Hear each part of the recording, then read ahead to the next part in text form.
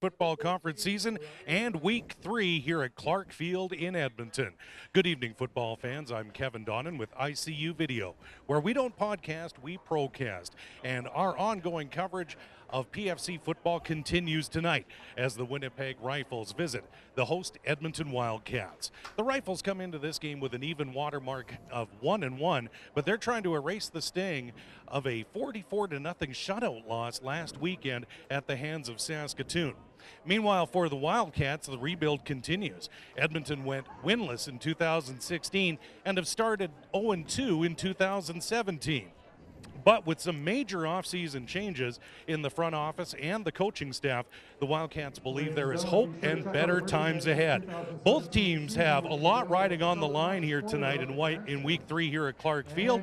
And let's not delay. Let's send things upstairs to the broadcast team of Dave Rozak and Rob Harrod, the former Eskimo and Wildcat. And gentlemen, the big fight may be in Las Vegas tonight, but we've got a great battle on the turf here at Clark Field in Edmonton. Gentlemen, take it away. There is absolutely no question about that, Kevin. It's going to be an exciting game.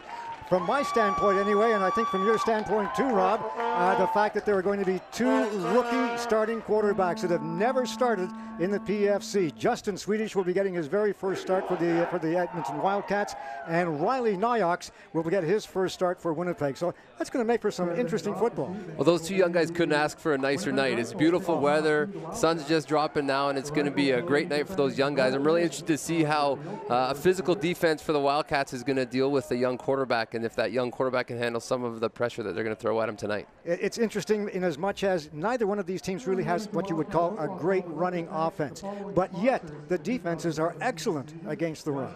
They are against the run, yeah, you're right, and I hope to see the coaches really try to establish that run game tonight. I know they've struggled over the last couple of weeks, and the offenses really haven't been able to get it going, so hopefully tonight they get it going. Not that the defense is going to want to let that happen, but I'm looking forward to it. The coaching staff, I think, would probably like to emphasize more that Calgary loss. They lost it in the last minute of play, really, on a goal line stand from the Colts. That was a great game that they played, particularly defensively. Last week, well, hey, it's just one of those things. I was talking to one of the coaches earlier about that, and there's a lot of 2-and-outs for the offense. So if the offense can help the defense out a little bit, that's going to give them the energy to survive this game. Well, one thing's for sure, Park says that this team needs to be more physical than they have been in the past, and he says he really likes the vibe. So that's got to be a good omen for him. Yeah, I got a chance to talk to the defensive coordinator, Coach Donnie. He was out there, and he was saying last week, although it didn't show in the results, they really had a good physical game on defense, and they really beat up that team they played against. So hopefully he's going to try to do that again this week, and we'll see how Winnipeg handles it. Well, I know the Wildcats would just love to have a victory. In fact, you have to go all the way back to the opening game of the 2015 season for the last time that they actually won a football game. So, I know a lot of these guys are youngsters. They're in their first or second year. They probably don't remember a whole heck of a lot about that, but they would like to change it all very quickly. Right, and we talked last year, too, about the young team, and now you're going to see all those guys with one more year experience, right? And it was a lot of experience they endured last year, so hopefully that's helped them, and they're gonna come out ready, a little bit more experience, a little bit more mature in understanding the game and what the coaches want them to do, and hopefully we'll see that tonight. Well, Justin Swedish will get his first start at quarterback tonight. He threw for the Wildcats' only touchdown in that lopsided loss to Regina last weekend. He and Colton Hippie will actually be going 4 series and then 4 series back and forth until one player comes out and dominates. And tell you what, talking to Colton Hippie before the game, he's a competitor. He loves to compete, and he wants that starting job back real bad. Well, no one ever wants to give up their starting job, so I'm sure he is going to compete.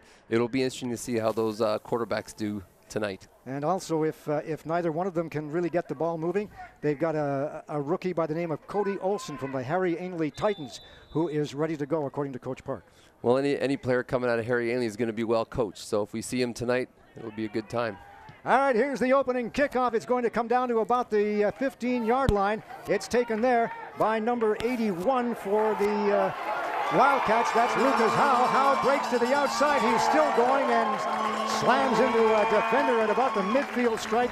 Taken down there by number 26, Matthias Bueno, who is the kicker and punter on this Winnipeg team, but there is a flag down at center field. I think the flag's going to be holding on one of the blocking guys. It won't take them all the way back to where it started, but it's going to give them decent field position because it's going back from where the holding happened, just past the 50. Well, that's got to be a pretty encouraging start for Coach Park and his team to, especially the special teams, to get a good run back of probably close to about 35 yards or so.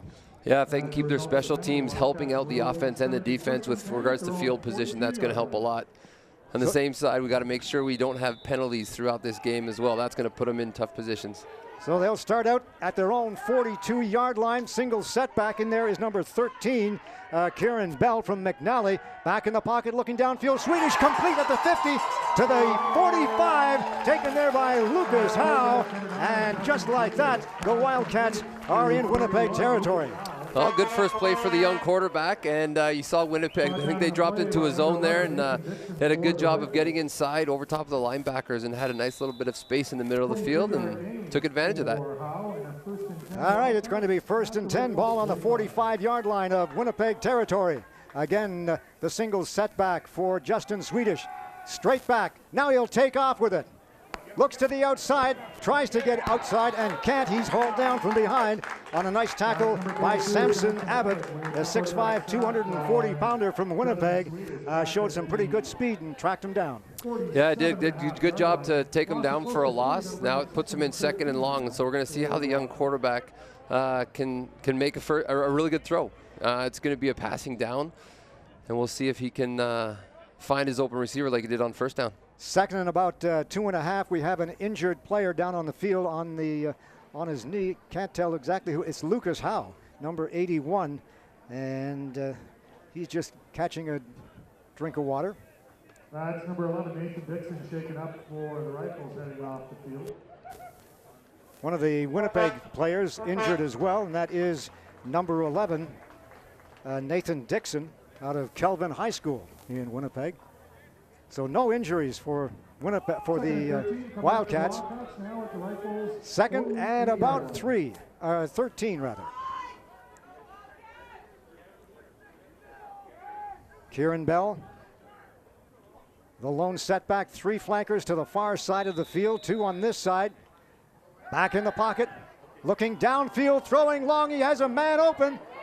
Caught at about the 15-yard line, and going up for it was Brandon Rednord, the Bev Vasey product, and he comes up with a big catch, just out-jumped him, the defender, for that one. He did. It was nice to see him go up high, extend his hands, and pull that ball in right over top of the DB. I actually thought when that ball was released, it may have gone into the hands of the defender, but he did a great job of bailing out his young quarterback, and then he got rewarded for it for sure. The defender closed quickly on him just at the last minute. He was open there for a while. Once again, here's the handoff now taken by number 13, Kieran Bell. Bell will run it ahead for a gain of a couple. Brought down in the play by number 42, Samson Abbott. They'll call it a gain of 3, so it'll be 2nd and 7. Ball on the 12-yard line.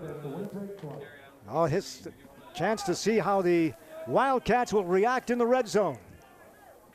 3 flankers to this side, 2 to the other side. Everybody heads out. Back in the pocket now. Taking off with it, calling his own number and firing it ahead to Lucas Howe is Justin Swedish. I thought he was going to take off with it, but that old option play was still sitting there, and he saw the man open. I think he realized he had about 7-8 yards to go in order to get that 1st down, and he saw his receiver out there. Did a good job of not crossing the line of scrimmage, delivering the ball so the receiver can continue to run, and then he made the extra couple yards to get the 1st down. And now they're in great shape here to punch it in. Really impressed with the play of Lucas Howe early in this contest, the 2nd-year man. Motion goes to the right. And taking off with it is Justin Swedish. He's in for the touchdown. Well, what a great opening drive for the young quarterback. Not only did he execute, the passing game really well, they did mix it up with a little bit of running. He moved the pocket around and understood when it was time to take off. He got himself a touchdown there on that play. And you know what? You can't ask for a whole lot more from a young quarterback on the first series. They pick up the ball on their own 15-yard line on the kickoff, and they just proceed downfield. They get up to the 45 and then score the touchdown on a great series of plays. Some great play calling from the bench for Darcy Park and his Edmonton Wildcats. And here's the point after. It is up and it is good. And the Wildcats, with 12:09 to go in this first quarter, leading the Winnipeg Rifles by a score of 7-0. We have to look at that O-line and how they gave a young quarterback protection. There's nothing like being a young guy getting into a game and not having time to set your feet. You're going to lose confidence early. The O-line did a great job of protecting him, giving him the time, delivered some things quick early, which is good for timing, and then he had a chance to go deep a couple times, and again, there's the result in a touchdown.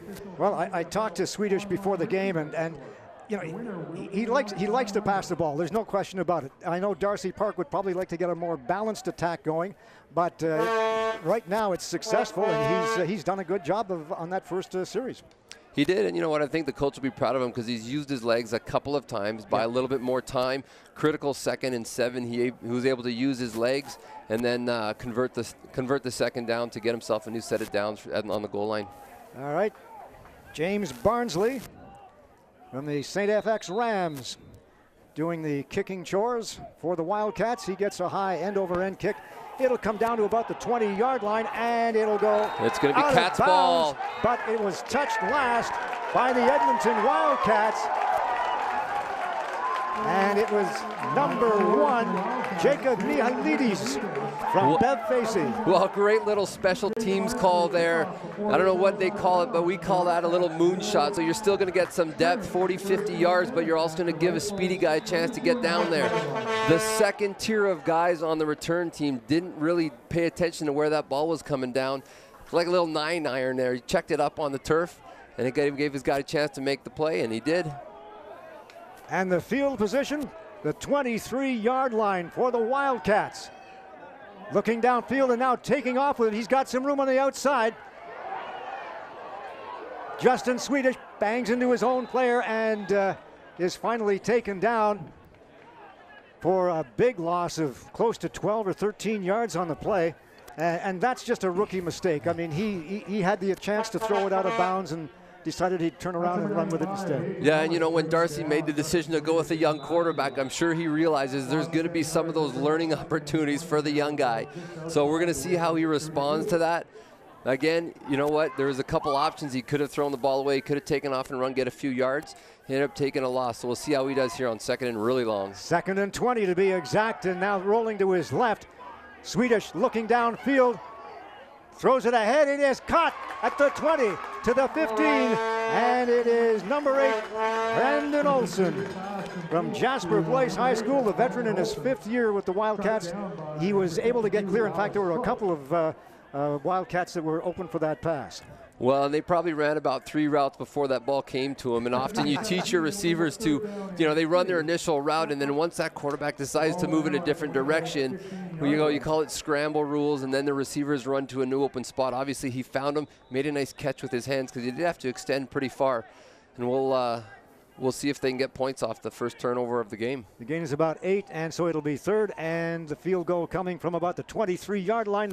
It's long enough, and it is straight enough in there for the 3 points. And with 10:26 to go in the first quarter, it's the Edmonton Wildcats leading the Winnipeg Rifles by a score of 10-0. And I look back at last season, and I can't remember if they were ever this far ahead this early in a football game. Well, everything's going right. They've had a contribution from special teams. The offense is moving the ball. Finally, we're going to get a chance here to see the defense and see if that defense can really start to set a physical tone for the Wildcats and not let this young quarterback on the other side of the ball put a drive together here. All right, and that young quarterback is number 5, Riley Noyox, out of St. Paul's High School in Winnipeg. And Riley getting his first start in the Prairie Football Conference ahead of Jonathan Rempel. Back in the pocket, the lefty fires one. He's got a man open at the 45 to the 30, still going, and is taken down on the sidelines for a huge gain of about 63 yards to be exact, or as close as I can guess here without having a spotter. Well, here we have two young quarterbacks coming out, chucking the ball.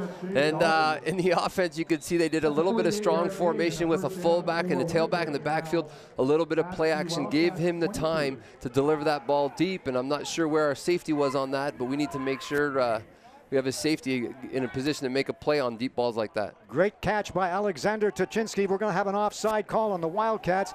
The handoff to the right side and around the corner. He's got some room to roam. Is number 27, Michael Richot. And Richot will pick up enough for the first down. But we have a flag in the backfield. Yeah, I don't know if it's against the Cats or it's against Winnipeg, but the Cats actually had a chance in the backfield to make a tackle. I think it was Tony Sawchuk. He ended up coming in off the edge, was in there, the backfield, just missed the tackle. That would have put him down for a loss. And so, again, if they want to be successful on defense, they're going to have to make those sure tackles when they have those opportunities. So it looks like they're saying that well, we'll wait for the call from the ref. Offside. Edmonton number 47. 5-yard penalty for South.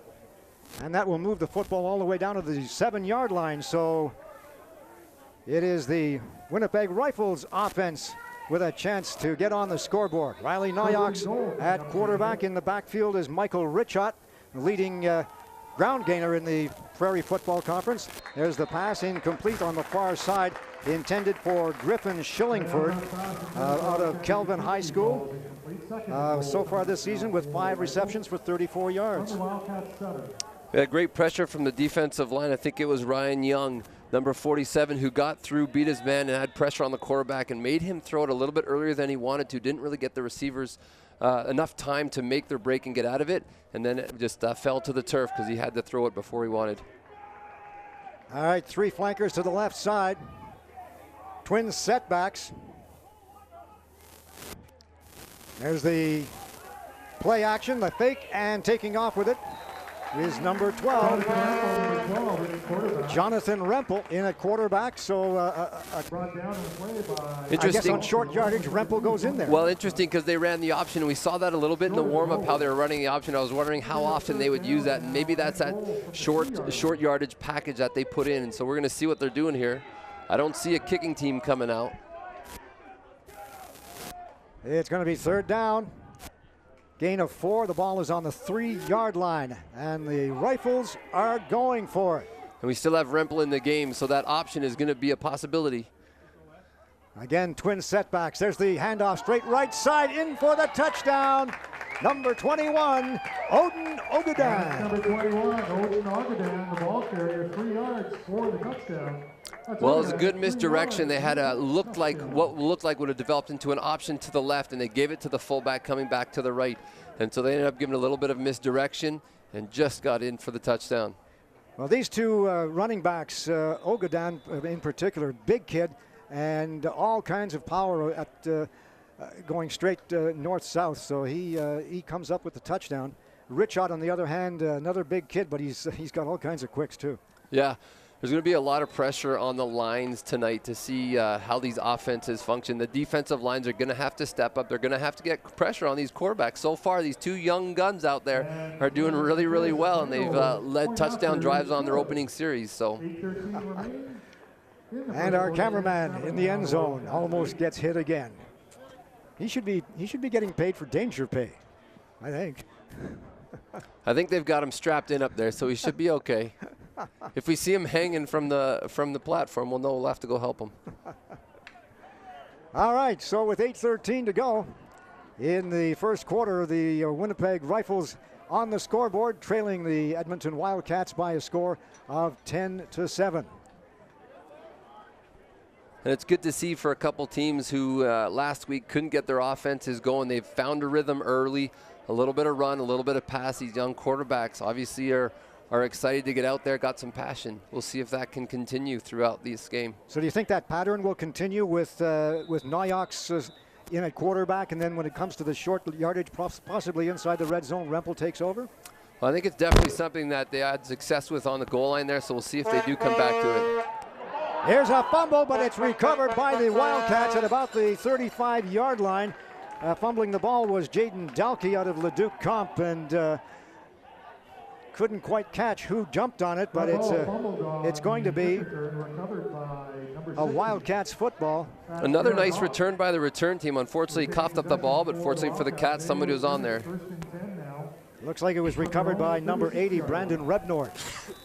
And the Wildcats will start out in their own zone at about the 31-yard line. Rebnord is flanked to this side, couple of slot backs, everybody out.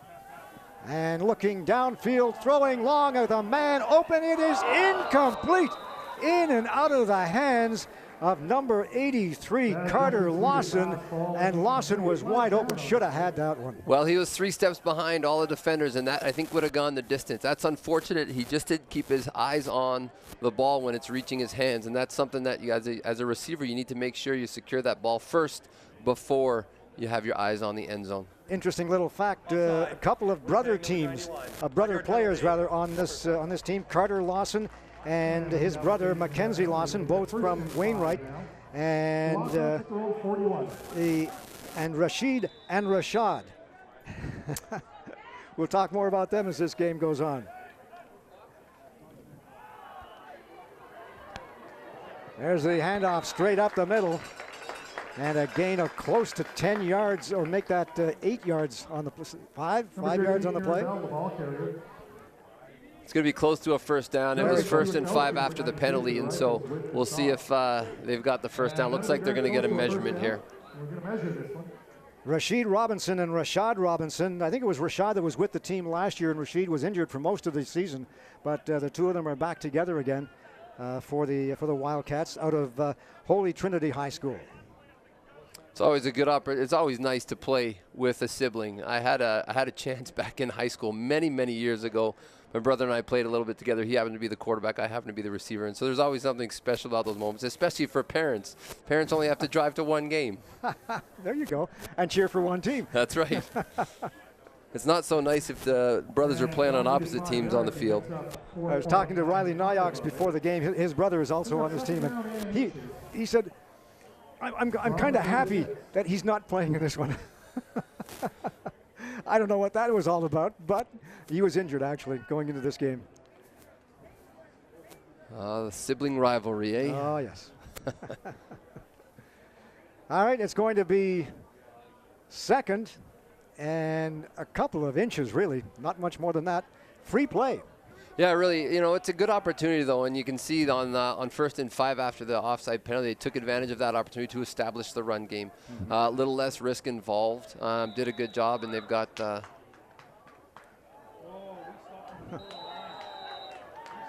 I think his forward motion got him over where he had to be. It's going to depend on where the mark is, and that's a very generous mark, actually. And it will be a first down for the Edmonton Wildcats.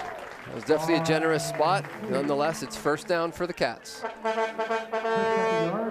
Ball is going to be on the 47-yard line, 1st and 10 with 6:55 to go in the first quarter. If you just joined us, this is Prairie Football Conference action coming to you from Clark Park in Edmonton, between the Edmonton Wildcats and the Winnipeg Rifles. Motion goes to the right. Handoff up the middle, taken there by number 13, Kieran Bell. And the McNally product rumbles ahead for a gain of maybe about 3 yards on the play. They'll mark it at about the 50-yard line. The quarterback did a good job of running that read option. It's just a little dive into the middle. He's got the chance to pull that, so he did a good job getting it in. I'm going to look a little bit later on in the game, see if he ends up riding him a little bit and then pulls it and takes off and runs around the edge, because the edge guys really collapsed hard on that. Swedish, straight back. Pass up the middle, intended for Lucas Howe, and it was just a little bit short of him. But you notice that Swedish is just standing back in the pocket. He's not even taking a 2 or 3 step drop, really.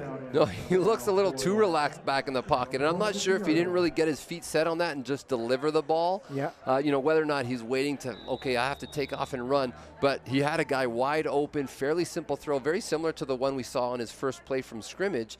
A little slant in the middle. He needs to deliver that on time and into the hands, and he's got another first down if he could. So the Wildcats will kick this one away for the first time in this football game, and a high kick by Matt Zeroni. It'll come down, bounces off an Edmonton player on the back, and that will be no yards. And they'll mark the ball out at about the 38-yard line. Well, it's always unfortunate for the cover team guy who runs too far, and then the punt obviously didn't go as far as they had intended, but he did a great job getting down. Had no idea where that ball was, hit him right in the back.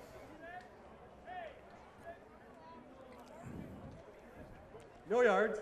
Edmonton number 30. 15-yard penalty. First down.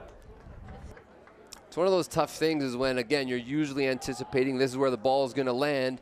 You're in great position, which he was in fabulous position to go make a tackle, and then he ended up landing behind him. And often you want to try to get a call downfield. It usually should start with your punter if it's going to be short right or short left. We'll see if that changes. Well, Zeroni in his third year with the Wildcats as the punter, and he is a good one. There's no question about that, but he got that one pretty high, and he was being hurried as well. There's the play action pass over on this side. The pass is incomplete. The ball maybe. No. If we had a replay, I think somebody would be asking for a replay. I think so, yes, I think so. Let's take a look at this one. That was definitely behind him. There was no question it was behind him. On the replay, you can see that. And so the Rifles catch a bit of a break on that one. The ball was recovered by one of the Edmonton Wildcats. And we have an injured Wildcat down in the field. It is Lucas Howe out of Archbishop O'Leary High School. Having a pretty good season so far with 7 receptions for 77 yards and 1 touchdown. Heading into this game, he's already had a couple of catches tonight. Yeah, it's really unfortunate. The 2 refs that were standing there, both in the backfield watching that, neither of them picked up the fact that it was a good yard behind where he released that ball. And I think if I got my numbers correctly, it was about the 38 he released it, and it was the 37, 36 and a half where the hands of the receiver touched that ball. So again, unfortunate break for the Cats, fortunate for the Rifles. We'll see what they can do on 2nd and long. All right, the injured player was number 18, Jeremy Amiss. He is out of Aidan Bowman High School in Saskatoon. So it's going to be 2nd and 10 for the Rifles. Underneath center is Riley Noyax. Noyax being hurried now. He's going to be taken down from behind and pushed all the way back to the 30-yard line. They'll mark it at about the 35. And a loss of close to 11, or make that 9 yards for the Rifles, and they'll be forced to kick it away. And believe it or not, the guy who made that tackle 2 years ago was playing quarterback. We had a chance to talk to one of the coaches. He was playing quarterback a couple years ago. He's obviously put on some size. I think he's near the 298 range right now.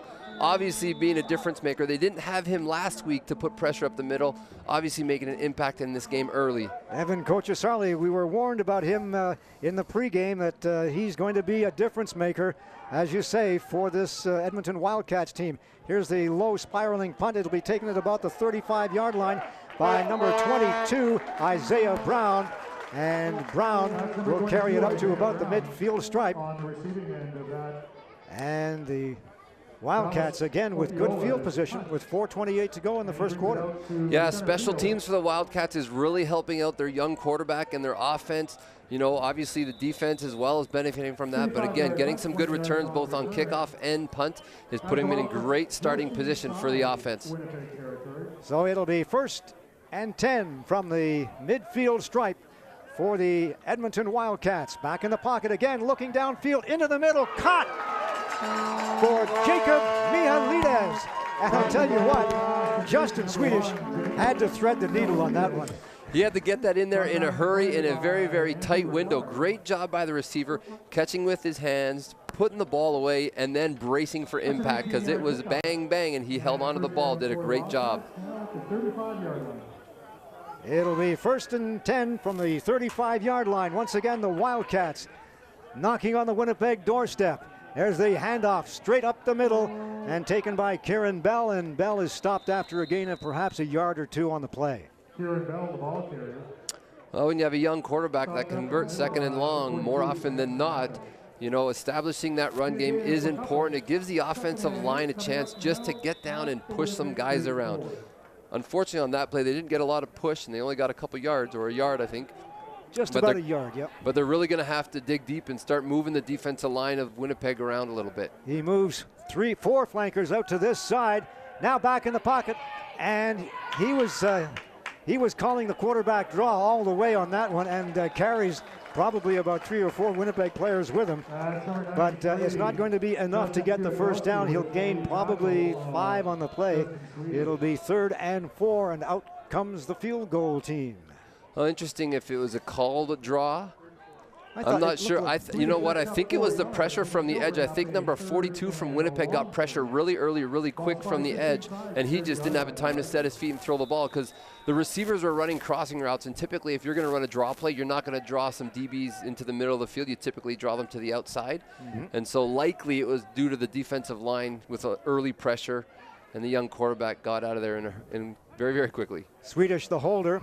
There's the kick. Is it long enough? It is long enough, but it is wide to the left, and they'll take the knee, and the ball will come all the way out to the 20-yard line. 2:23 to go in the first quarter, and it is an 11-7 football game. Winnipeg gives up the single point. Okay, flag just thrown. Somebody was talking out there.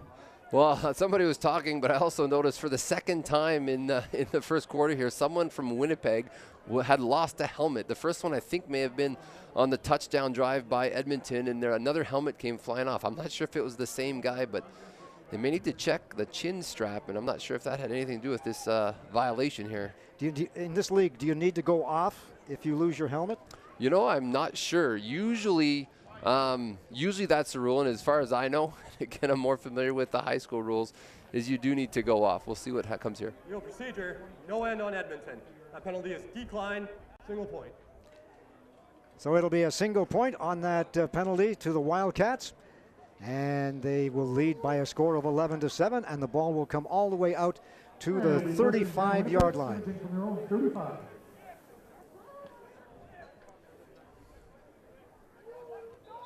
Jonathan Rempel in at quarterback.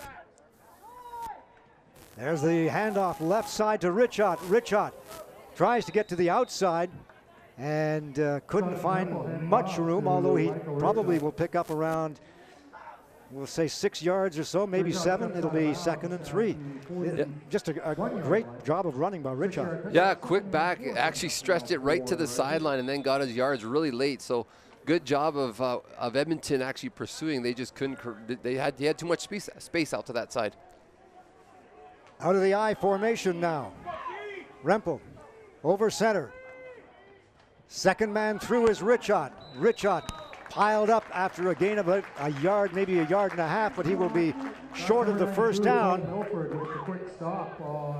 And he's got a good 2 yards to go, and out will come the punting team. So great job. Yeah, great job by the defense to get a 2 and out, get the ball back in the hands of their offense, who has been moving the ball today, which is really, really good. So we'll see if with only 2 yards, 3rd and 2, let's see how creative the special teams coordinator for Winnipeg is.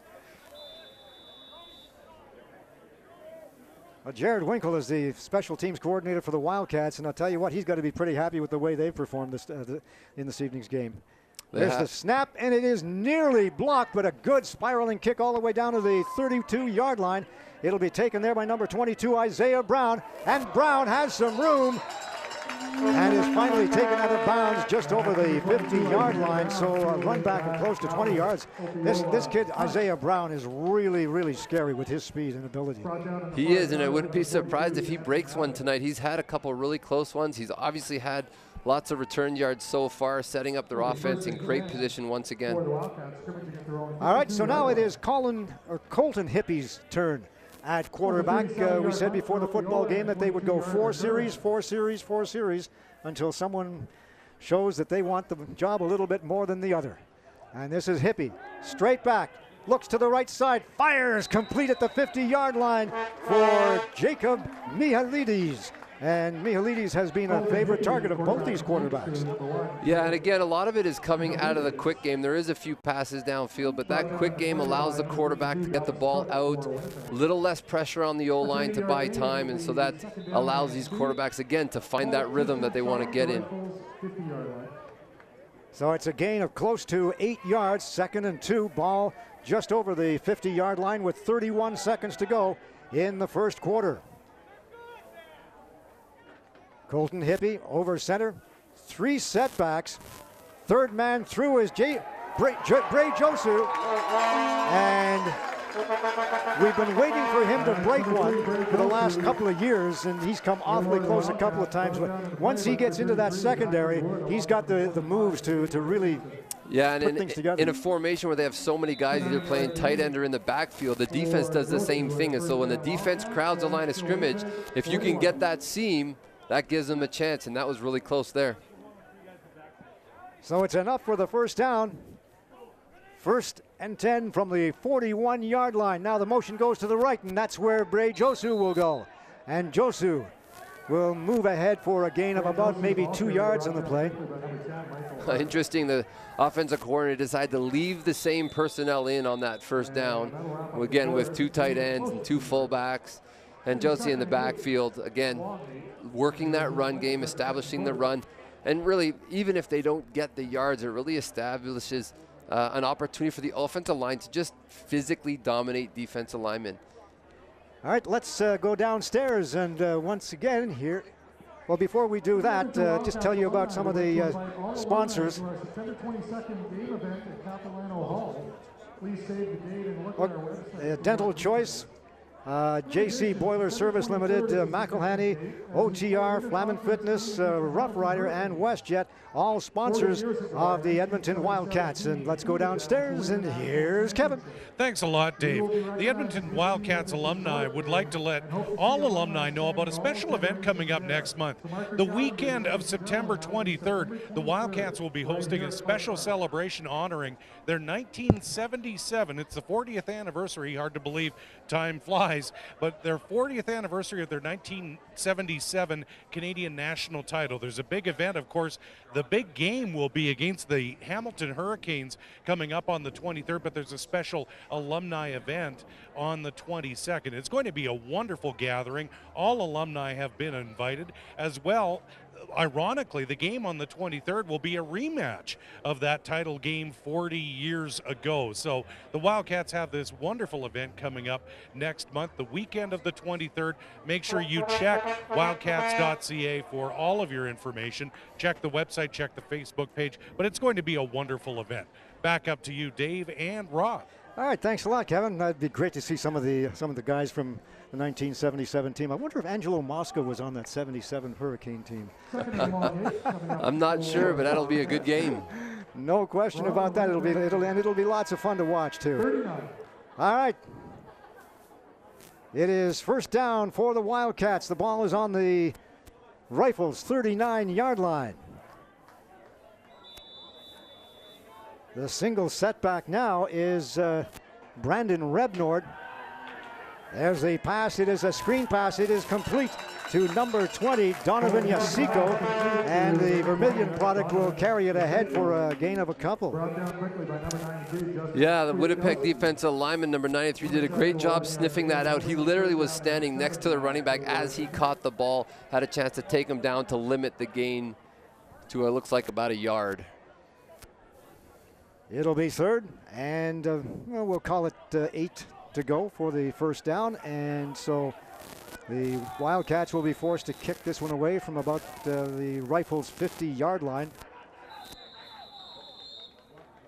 There's a good opportunity to see if the Wildcats can do a good job with Matt Zeroni punting the ball and really pinning him deep. He's got an opportunity here again, probably a little bit long for a field goal. But if they can pin him deep and their defense can get a stand, they may get the ball back in Winnipeg territory. I think they may have been short a player. Coach Park calling a timeout and going over the plans. There may be a coffin corner kick in the works here. Yeah, let's hope so. Be a good test for the young quarterback on Winnipeg to see if he can operate deep in his own end zone, where obviously any kind of mistake is more critical when you're in that position. But we'll see we'll see how the special teams can do. We know they've been doing well. Jared Winkle's obviously doing a great job getting those guys prepared. They've played really, really well. Maybe the best unit so far. I know the offense has moved the ball, but that special teams unit at every turn is really doing well. And really, the leader out there on that special teams unit has been for the last couple of years Tony Sabchuk. He is one of the top defenders in the Prairie Football Conference. He's been named an All-Canadian a couple of times, and he shows a real leadership role out there. He is. I did have the opportunity to coach him in the Senior Bowl when he was coming out of high school, and he had that leadership capability back then, and he obviously is using that with the Wildcats here. Matt Zeroni takes the high snap and takes off with it. He needs to get to the 30-yard line and will to the 25, the 20, still going, and is tackled just shy of the 15-yard line, and that was a called play all the way. Well, you know what? They did a great job. Once again, that special teams, seeing something they like, taking advantage of it. We saw that happen a few times last year where when you have an athletic punter like they have right now, you know what? You can take advantage of that, and they did a good job. Coffin corner would have been nice. First down's even better. But you would have thought that maybe Winnipeg thought there might be something going on after that conference at midfield with the special teams, but there you go. They get away with it. Great job by Matt Zeroni. And Colton Hippie back at quarterback, looking incomplete, and it was intended out there for number 51, Jaden Ulmer from St. Albert, and Jaden playing the tight end position on the left side. I think 51 was the Winnipeg player who almost intercepted that. And again, that was in and out of his hands. That should have been an interception. Coach is not going to be too happy. I'm sure he's not happy with himself. It was right into his hands, so I just figured it had to be. It sure looked like it was intended for number 51. These old eyes. Okay, so it'll be 2nd and 10. Ball just over the 20-yard line at about the 18. I think we have an injured Wildcat. Looks like 69. Is that the center? Because I see a center line warming up on the sideline. Number 69, Mike Ray. Mike Ray is the injured ball player, but he is coming out on his own steam. And into the game will be number 80, Brandon Rednord from Bev Pacey. I think it was number 60 who went on. 60? We need to talk about the designers of these jerseys, because let me tell you, those numbers are tough to read from here. Either that or I got to bring out those zoomies again. I think it's more the design of the jersey. I'm not sure. All right, so in there at center, Garrett Hauk from Cold Lake Composite High School. In the shotgun, Colton Hippie. Kieran Bell right there behind him. Single setback, 2 flankers to this side. There's the snap. Hippie can't handle it, and he is forced to go to his knee to pick it up, and automatically play is blown down. Yeah, that's unfortunate. After a great play by special teams, putting them in great field position, they weren't really able to execute first or second down. First down, missed throw. Guy had a receiver wide open coming across. Unfortunately, didn't deliver it to the right spot, and then on second down, the snap was bobbled. And that, you know, could be part of a new center coming in, right? Again, exactly. Young guy coming in. But again, some of that may also be a little bit of pressure on a veteran quarterback who's trying to win his job back. From the 29-yard line, Tanner Holt will attempt the field goal. The ball is up, it's got the length, and it is through the uprights. And with 12:55 to go in the first half, it is the Edmonton Wildcats leading the Winnipeg Rifles by a score of 14-7 in what's turned out to be a pretty good football game. I thought it would be a very low-scoring game, but hey, what do I know? Well, young quarterbacks, who would have known? There you go. You know, they are both doing a good job of going in, not trying to do too much, executing what is being called. And, you know, usually taking first and second reads, getting the ball out early so you don't feel the pressure of defensive linemen. So the Winnipeg Rifles will take over the ball on their own 35-yard line. 12:48 to go in the first half. You're watching Prairie Football Conference action here on YouTube, brought to you by ICU Video. There's the snap. Back in the pocket, it is Noyax, and he is incomplete, well over the head of the intended receiver. And we're going to have a pass interference or roughing or whatever call, unnecessary roughness against number didn't quite get his name, but the roughing was on Kai Madsen, who was taking down the ball, was nowhere near him. Yeah, it was Tony Sawchuk coming over at that safety position. And you know what? He probably should have been going after the ball. It was a little bit overthrown. No chance. And I think part of it was because he was leading with kind of his head and shoulders. 15-yard penalty, first down. And there we have it. So unfortunately, in a position where the defense could pin them, they've just given them free 15 yards. I think there was another defender back there too that may have had a shot at that football. Well, both the DB, both the halfback and the free safety would have both had chances there. All right, Nyox, handoff. Up the middle, taken by Richot. He is stopped after a gain of about maybe 3 or 4. But we have a flag in the backfield, which usually indicates a holding, but we'll wait and see. Flags down on the play. If it stands, it would be a 3-yard gain. It's going to go against the Wildcats. Offside, Edmonton number 13, 5-yard penalty, repeat first down.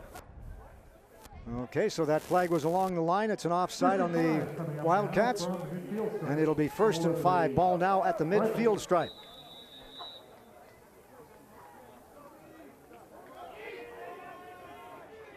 The Rifles operating out of the I formation.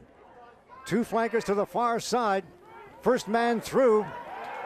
And stopped at the line of scrimmage and going absolutely nowhere was number 35, Brendan Gilroy, out of Swan Valley High School in Swan River, Manitoba. The Rifles were going back to the option play, decided to give it to the fullback, and the interior lineman did a great job of just clogging that up. Probably a misread on your quarterback. Probably should have pulled it and looked at either taking it himself or looking at pitching it to the tailback.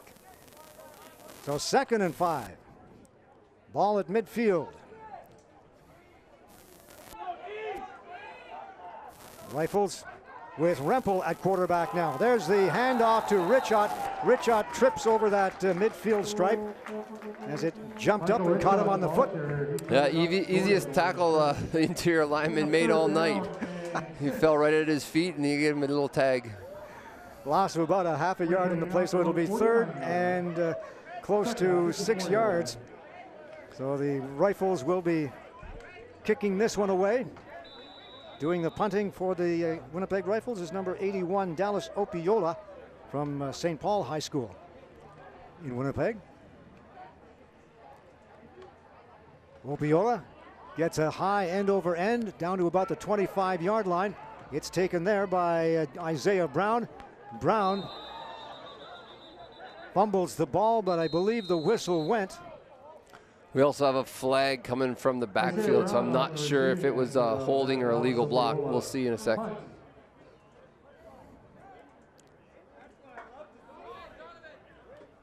Tyler Hodamani Hart with the tackle on Brown. We do have flags down. Hart with the tackle on Brown, and we'll wait and see what the call is on this flag. Here comes the referee.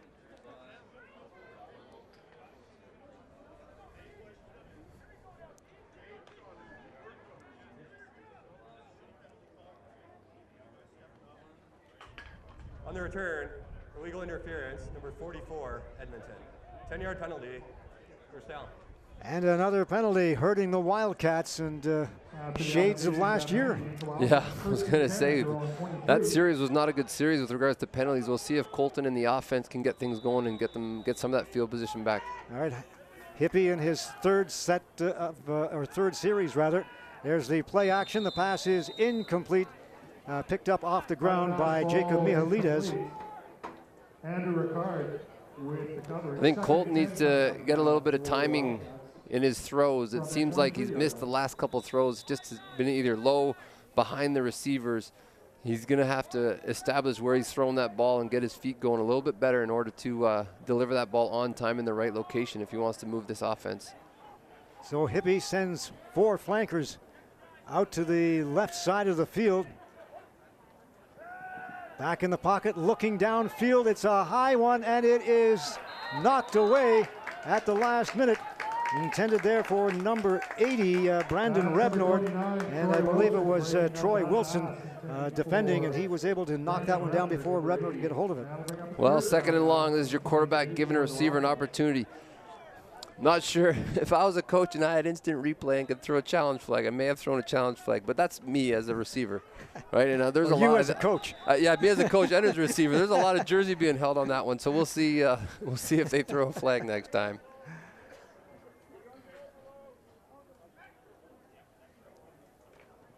Zeroni gets a high, short shank down to the 38-yard line, and the ball is loose. It's going to be picked up by the Winnipeg Rifles.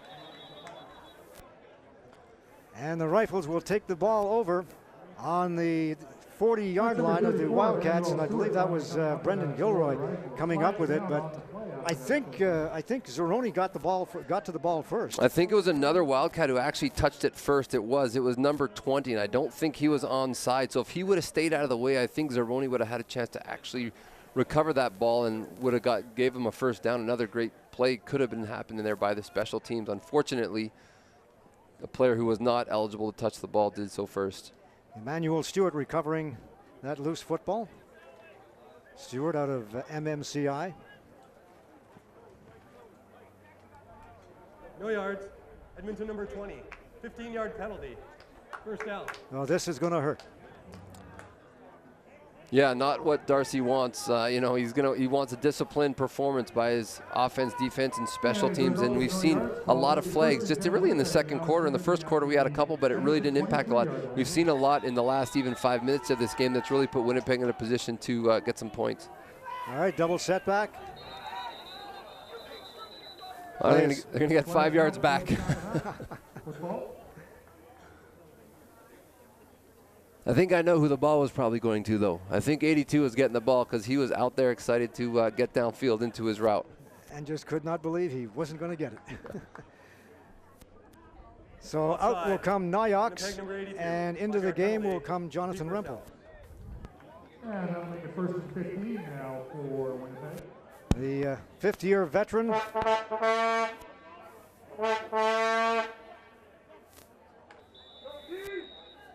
Rempel out of Sturgeon Heights High School, 22 years of age, final year in the Prairie Football Conference. Motion goes to the right. Play action, now being hurried out of the pocket, firing downfield, man wide open at the 15-yard line, complete to number 82, Alexander Tuchinski. Well, Tuchinski did a good job of making up for his 5-yard offside on the previous play, got himself open. Great job of the quarterback buying himself some time, rolling out of the pocket and delivering it. The St. Paul's receiver picks up a gain of 12 yards. It'll be 1st and 10 on the ball on about the 12-yard line. There's the play action again, and Rempel will take off with it this time.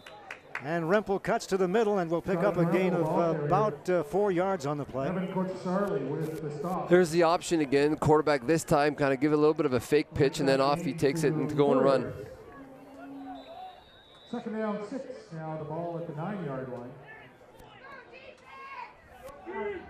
All right. Rempel signals motion to the right, rolls that way, looks into the end zone, puts it up, and it is complete.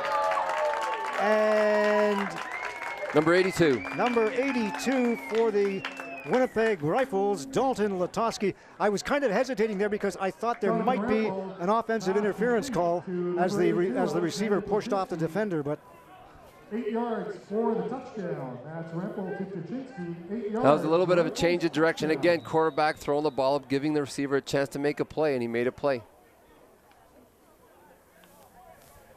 And so with 8:54 to go in the first half, the Rifles edging ever closer to the Wildcats, looking for the point after. And it is a 14-14 football game with 8:54 to go. And this one is turning out to be a bit of a nail-biter. It's going to continue to be a good game. I think both teams are really itching for the win. They both have momentum. At times it's changed a little bit back and forth with the offenses. But again, 14-14 is exactly how this game is playing out. You know, interestingly enough, the backbone of this team are the two running backs, Ogadan and Richot. But really, with Rempel in there throwing the football, they're moving it. Well, we really haven't seen a lot of run game from either offense. And again, you want to establish the run game, but at some point you still need to move the ball down the field. And when you have quarterbacks who are doing that and doing that fairly effectively, you know, at times you're going to, well, you got to get the ball down the field. So they're going to stay away from that run game. I still think both teams are going to try to keep that as part of the mix.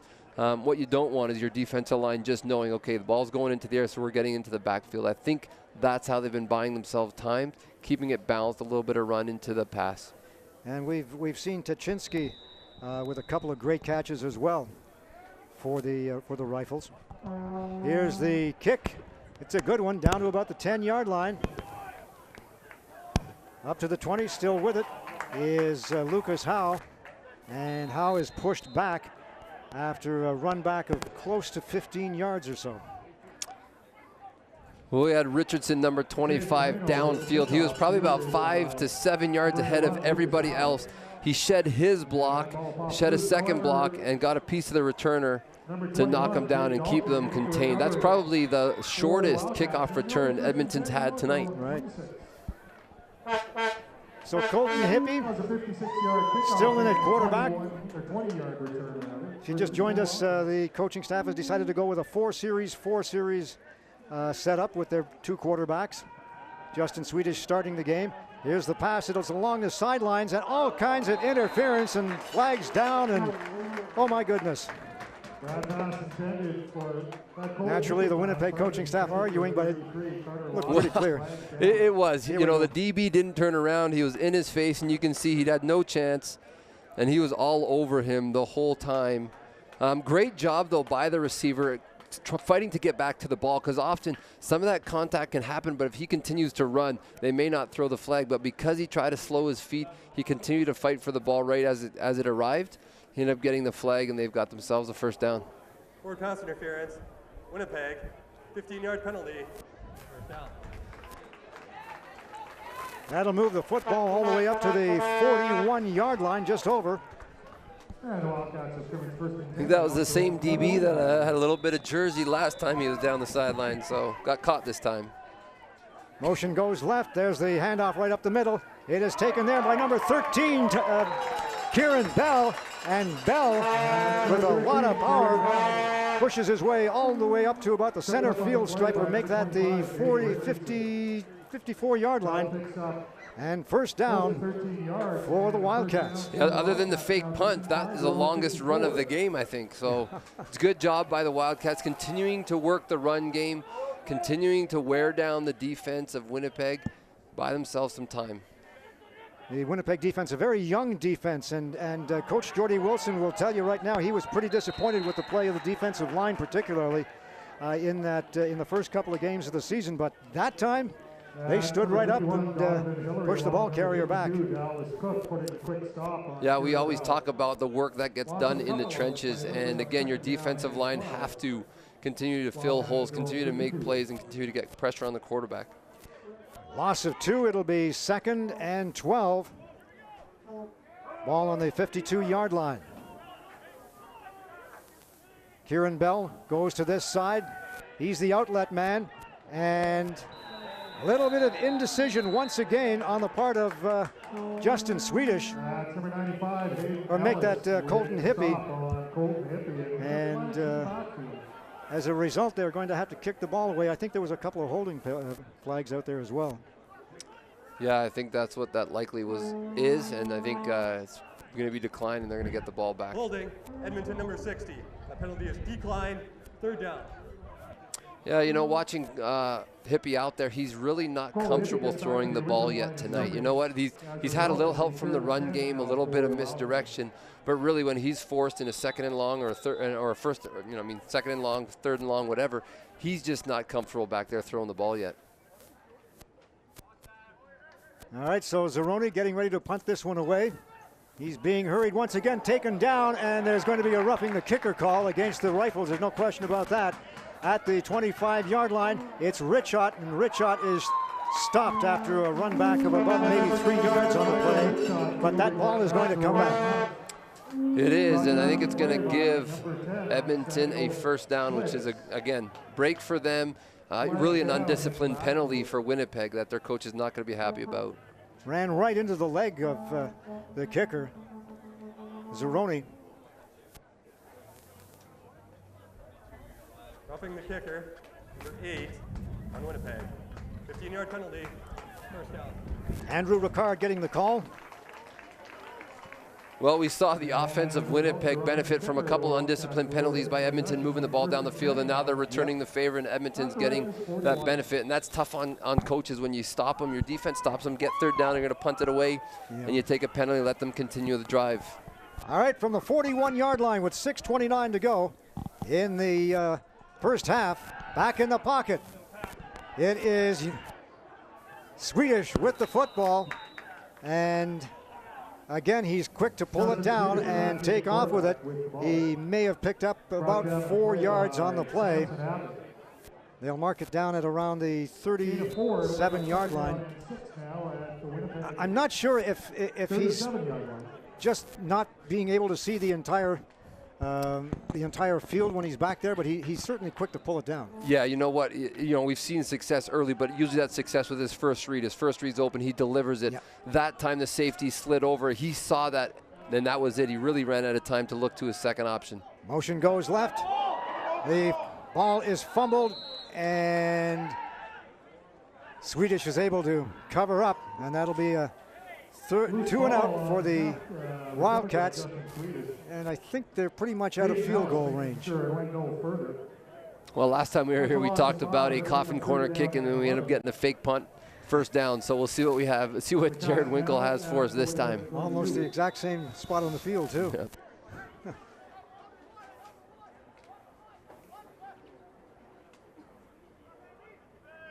One receiver back around the 5-yard line. There's the snap. It's a good one. And I tell you what, Zeroni thought about it. Gets the good bounce. Stay back, and they do. And the ball is picked up at about the 10-yard line by Richot.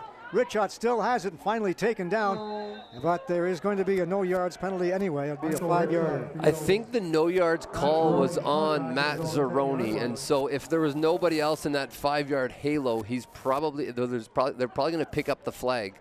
Samuel Schlitz, number 10, in on the tackle. Flags down. Zeroni was talking to the official. There's no flag on the play. Number 17 was the punter. There you go. Good call, Coach. Great job by athletic punter, though. You know what? He knows the rules. He knows he can go down there and get the ball, and if the ball's bouncing around, he did a great job. And it is a disciplined play for the other players. You see that ball bouncing around, you feel like you're at 5 yards, but often you're at 3.5, 4. They stayed out of that halo. Matt Zeroni was able to go in there and cause some havoc and ended up not getting a penalty, which was great. Nyox back in at quarterback. The lefty looking downfield, fires a nice spiraling pass. It is incomplete. Out of bounds, but a nice pass nevertheless intended there for Jonathan Rempel. Yeah, and again, throwing the ball up, you know what? It was a tough throw. Yeah. Tough position, a little bit outside, couldn't quite keep it in bounds for the receiver. Receiver ran a nice corner route, had a step on his guy, but again, when it goes out of bounds. And on a side note, that's the third Winnipeg helmet that's come off. I think we may have to send Kevin to the other side of the field to talk with the equipment manager over there. Twin setbacks, back in the pocket. Nyox looking downfield. It is almost picked off by Tony Savchuk, just over his fingertips. Well, great job of Tony staying deep, keeping the receivers inside of where he's playing, and then adjusting to the ball. We saw the last ball that came over his head. He ended up hitting a guy, getting a penalty to continue a drive. That time he focused on the ball, almost came down with his first pick of the game. Impressed though with the throwing ability of Riley Nyox. That pass and the one previous to that were just like on a string. Yeah, he's not afraid to throw the ball downfield, and the offensive line is giving him the time. So we're going to have to look for Edmonton's defensive line to get a little pressure in there. Here's the Winnipeg punt. It's a spiraling punt down to about the 50-yard line. It's taken there by number 22 once again. Isaiah Brown, and Brown is run out of bounds after a run back of about 10 yards or so. So again, good field position for this offense, and I believe it is Justin Swedish turn to come out there and try it once again on his second series of the set. Yeah, interesting when a coach makes a decision to give two quarterbacks equal time in a game. You know, you think that works okay, but we've seen a few snap issues, we see a few timing issues in the backfield, and if you look at it in practice all week, now you have two quarterbacks trying to work out that timing, not just one. And it's tough to get two quarterbacks to give them all the necessary reps they need, too. Yeah, it's really hard to find that time. In a typical practice week, you're going to give your starting quarterback probably 70 to 80% of the plays with the starting offense. And so now you mix two and you're cutting that in half. You're likely going to give your third guy a little bit of reps, but not very much other than scout team. But you've got two quarterbacks, and so we've seen maybe some of those issues because of that come out today, where there's a little bit of timing, a little bit of drop snaps, that type of thing. Ray Josu, the ball carrier, and he is stopped at the line of scrimmage. Now over center, back in the pocket, looking downfield. There's the screen pass. It is incomplete and intended there for number 13, Kieran Bell. Bell was open for just a moment, but he was hit from behind just as the ball got to him. Yeah, I think that was probably a check down, okay, and so the quarterback's looking downfield, primary, secondary receiver. If nothing happens, then, you know, you have a fullback or a back who just slips out, and that's what happened there. Defense read it really well. It was right there. So once again, it's a 2-and-out for the Wildcats. That Winnipeg defense starting to tighten up with 2:59 to go in the first half. And I believe we have, I thought we had a timeout on the field. Darcy Park is about 5 yards out from the sidelines.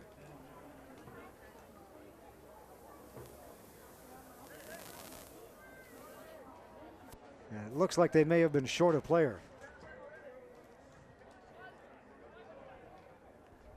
Time count violation on Edmonton. 5-yard penalty, still third down. So they took the 5 yards because they were a man short. Timer, please reset the clock to 2 minutes and 47 seconds. 2:47.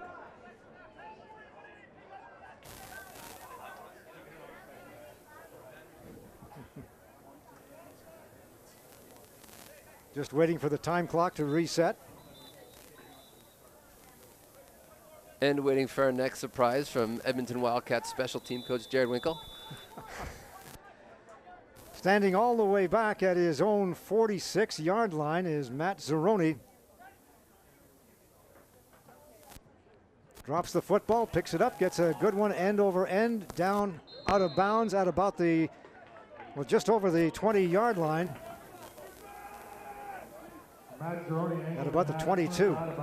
So not one of Zeroni's better kicks, but he negates the run back, and again the Rifles will be deep in their own zone.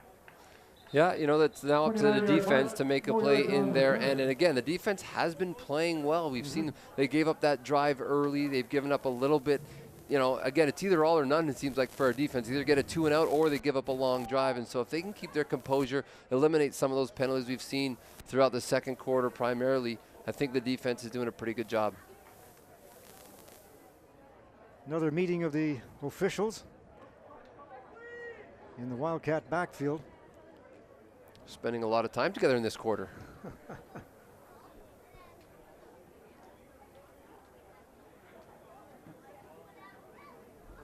Timer, please reset the clock to 2:39. 2 minutes, 39 seconds. Now the timer's getting a little bit of grief. There it is. More football, that's good for us. First and 10 Rifles at their own 18-yard line. Well, 2:39 is the time. 14-14. Wildcats, Rifles. Riley Nyox in at quarterback, getting his first start in the PFC, pitches it out here to Richot. Richot, little dipsy doodle, but he wasn't fooling anyone. In there to make the tackle was number 30, Josh Kober out of Archbishop O'Leary. Great job and a couple of pretty quick moves there by Richard, but Kober wasn't fooled. Yeah, making that kind of tackle in open field on an athlete like that is a great thing to have your corner do.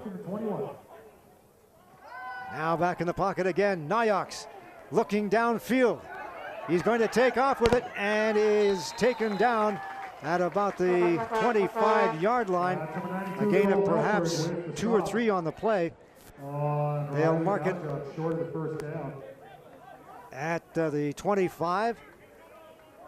So short of the first down, and again, as you say, feast or famine. This time the defense comes up big. Yeah, they did a good job containing, getting pressure on the quarterback. And again, the initial pressure came from number 44 into the backfield, forced the quarterback to take off and run. And then the second line of guys did a great job pursuing and making sure the quarterback didn't get the first down. Ben Davidge out of Ross Shep High School, number 44.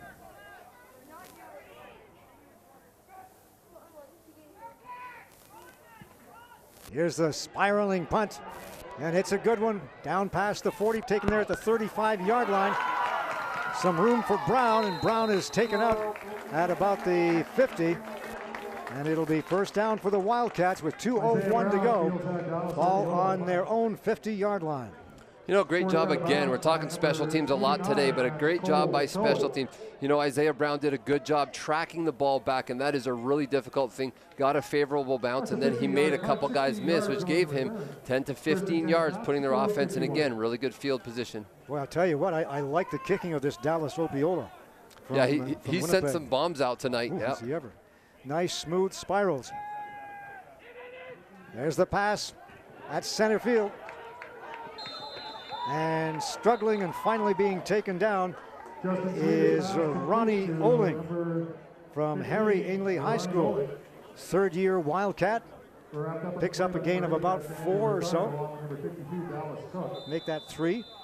Again, we're seeing the offense go back a little bit to some of the short passes, get it out of the hands of the quarterback early so he's not getting hit and getting uncomfortable back there. Swedish looks straight downfield, has a man open, actually had 2 players in the same area, but I think we're going to have an interference call. I'm not sure what else, okay, but he really had 2 guys down there. I'm not sure what the route combination was. It looks like probably running 2 seams. Inside receiver may have got pushed. You can see in the replay there, the inside receiver got an outside release on his guy. Likely his job is to get inside and stay on the numbers. So if number 15 stays on the numbers, that gives you a one-on-one outside. 15-yard penalty, first down. Pass interference was the call. When we talk about a passing game, spacing is so important in a situation like that. You've got to make sure receivers are not getting bunched together, because when they get bunched together, so do the DBs, and that can create problems for a quarterback when there's multiple DBs in the area you're throwing the ball. Andrew Ricard on the penalty. There's the snap, and it's going to be kept by Swedish, and Swedish will gain about maybe 3 yards on the play. A couple of Winnipeg players just crashed into each other, and hey, look, another helmet. Helmet number 4. Not that anybody's keeping track. No. We just got on our chalkboard behind us here. Close to 4 yards on the play for Swedish. It'll be second down and long. Well, there's a lot of physical play going on between the big guys in the middle, and that's probably a sign of it right there. Helmets coming off, guys getting pushed around. And we know the Wildcats really want to dominate them physically. Coach Darcy Parker's got to be happy about that. There's the play action, pass into the middle. It is complete, incomplete. They call it. We're waiting for the call from the official. We'll have to get a replay on this one, but it looked like it went over the hands of, well, here we go. That pass tipped and very nearly caught, however, ruled incomplete. It is ruled incomplete, and it, unfortunately for Brandon Rednord, he was just unable to corral that tip.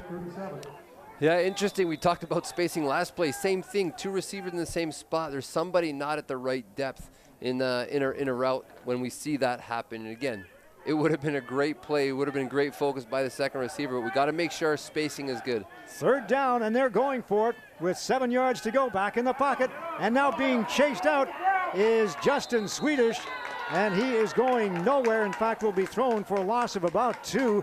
In on the tackle was number 42, Samson Abbott. And they'll turn the ball over with 1:14 to go. Again, you've got a young quarterback probably getting out a little bit early. He did have some receivers open. He's going to have to learn. Third down, just pull the trigger, throw the ball to the spot. If it's incomplete, nothing lost. But again, he's got to be able to get that ball out and not always rely on his legs to get him out of trouble, because he's been caught a few times. Jonathan Rempel at quarterback, handoff to Richot.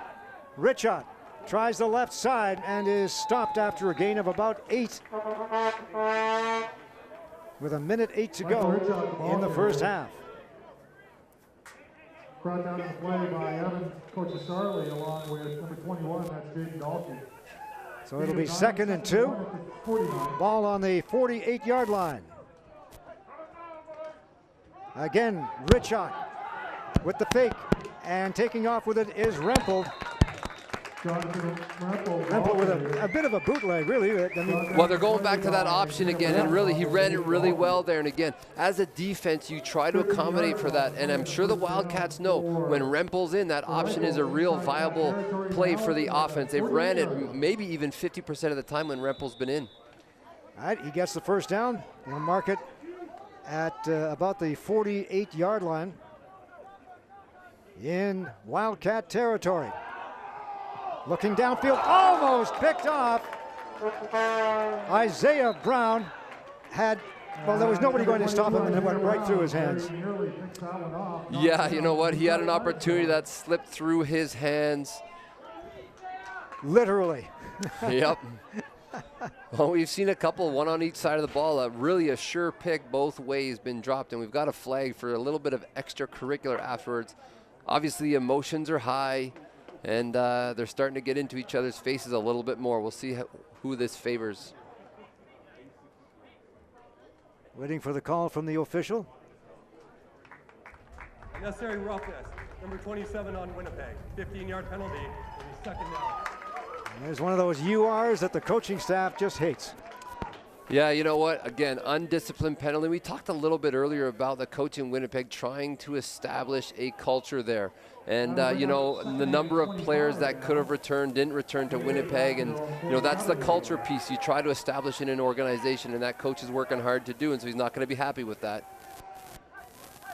All alone in the backfield is Rempel, rolling to his right. He's got a man open. It is almost picked off from behind by Tony Savage, or Savchuk rather. Savchuk doing a great job of making sure that the receiver was in front of him. Again, Tony was in great position. Again, 3rd and 25 or whatever it is. It's a little easier on a safety, and your job is do not let those guys get in behind you. And so he did a good job reading, and Tony's a real smart player, and that's why they've got them at that safety position. Did a good job not biting on anything, not coming down, but he kept his feet going, came to the ball, made a great play. Brown and Howe back to receive this punt at about the 25-yard line.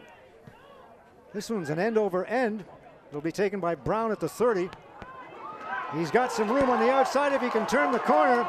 Being chased down at the 50, gets away from one man, jumps around to another, and is taken down just short of the Winnipeg 50-yard line. Great run back by Isaiah Brown. Talk about speed getting onto the outside. Yeah, he did a good job catching the ball first in the air, right? That's first priority for your returner. When you do that, then you get your block set up. And so he did a great job getting to edge, but you got to talk about the other 11 guys who are creating that space. He really was 15, 20 yards into his return before he was even touched by the first guy. So great job. 17 seconds left. Let's see what Edmonton can do with it. On the 51-yard line, 1st and 10. Justin Swedish at quarterback, looks into the middle, he has a man wide open, and it is complete at the 40. Ball taken by Brandon Rebnord out of Bev Facey. So that play took about 5 seconds. So, and again, with 12 left, you're probably looking at 2 plays. And Great job by Darcy using his timeout to preserve every second now that he's got a chance to maybe get into field goal position or take a couple shots at the end zone here. So Justin Swedish getting some last-minute instructions here from the coaching staff. The offensive coordinator, Andy Pilon. Pilon, one of the veterans on this coaching staff, one of the few veterans on this coaching staff, really, when you get right down to it. Boy, well, they had just about a wholesale change in the offseason. He actually joined the staff in, this is actually his first year, 2017. He's another one of the rookies. They had about 5 new coaches come in. Well, and Kevin talked about at the beginning of the game how it's kind of a second year of a rebuild. And again, you're always looking at improving your coaching staff, your personnel, obviously management. There's a little bit of management change in the Wildcat front office. And so, again, looking for those changes, looking to get the momentum going for an organization. 4 flankers to the left side. Into the middle, the pass, it is complete at the 20-yard line. He gets out of bounds with 5.6 seconds left in the first half. And a great job by Lucas Howe. No, good job continuing on his route, coming across the field, and great job by our young quarterback, finding him, hitting him in stride. Well, we expected a zone defense from this Rifles team, but the Wildcats been able to find the holes. They have, and again, if you are a defense that primarily plays zone, it does give you opportunity as an offense to prepare for that and find those spaces, find the holes. It all comes if you have the time for your quarterback, and when he has time, he's finding those guys open and buying a little bit of time with his legs. Tanner Holt with the field goal attempt from the 25-yard line. He gets it up, and it is through the uprights.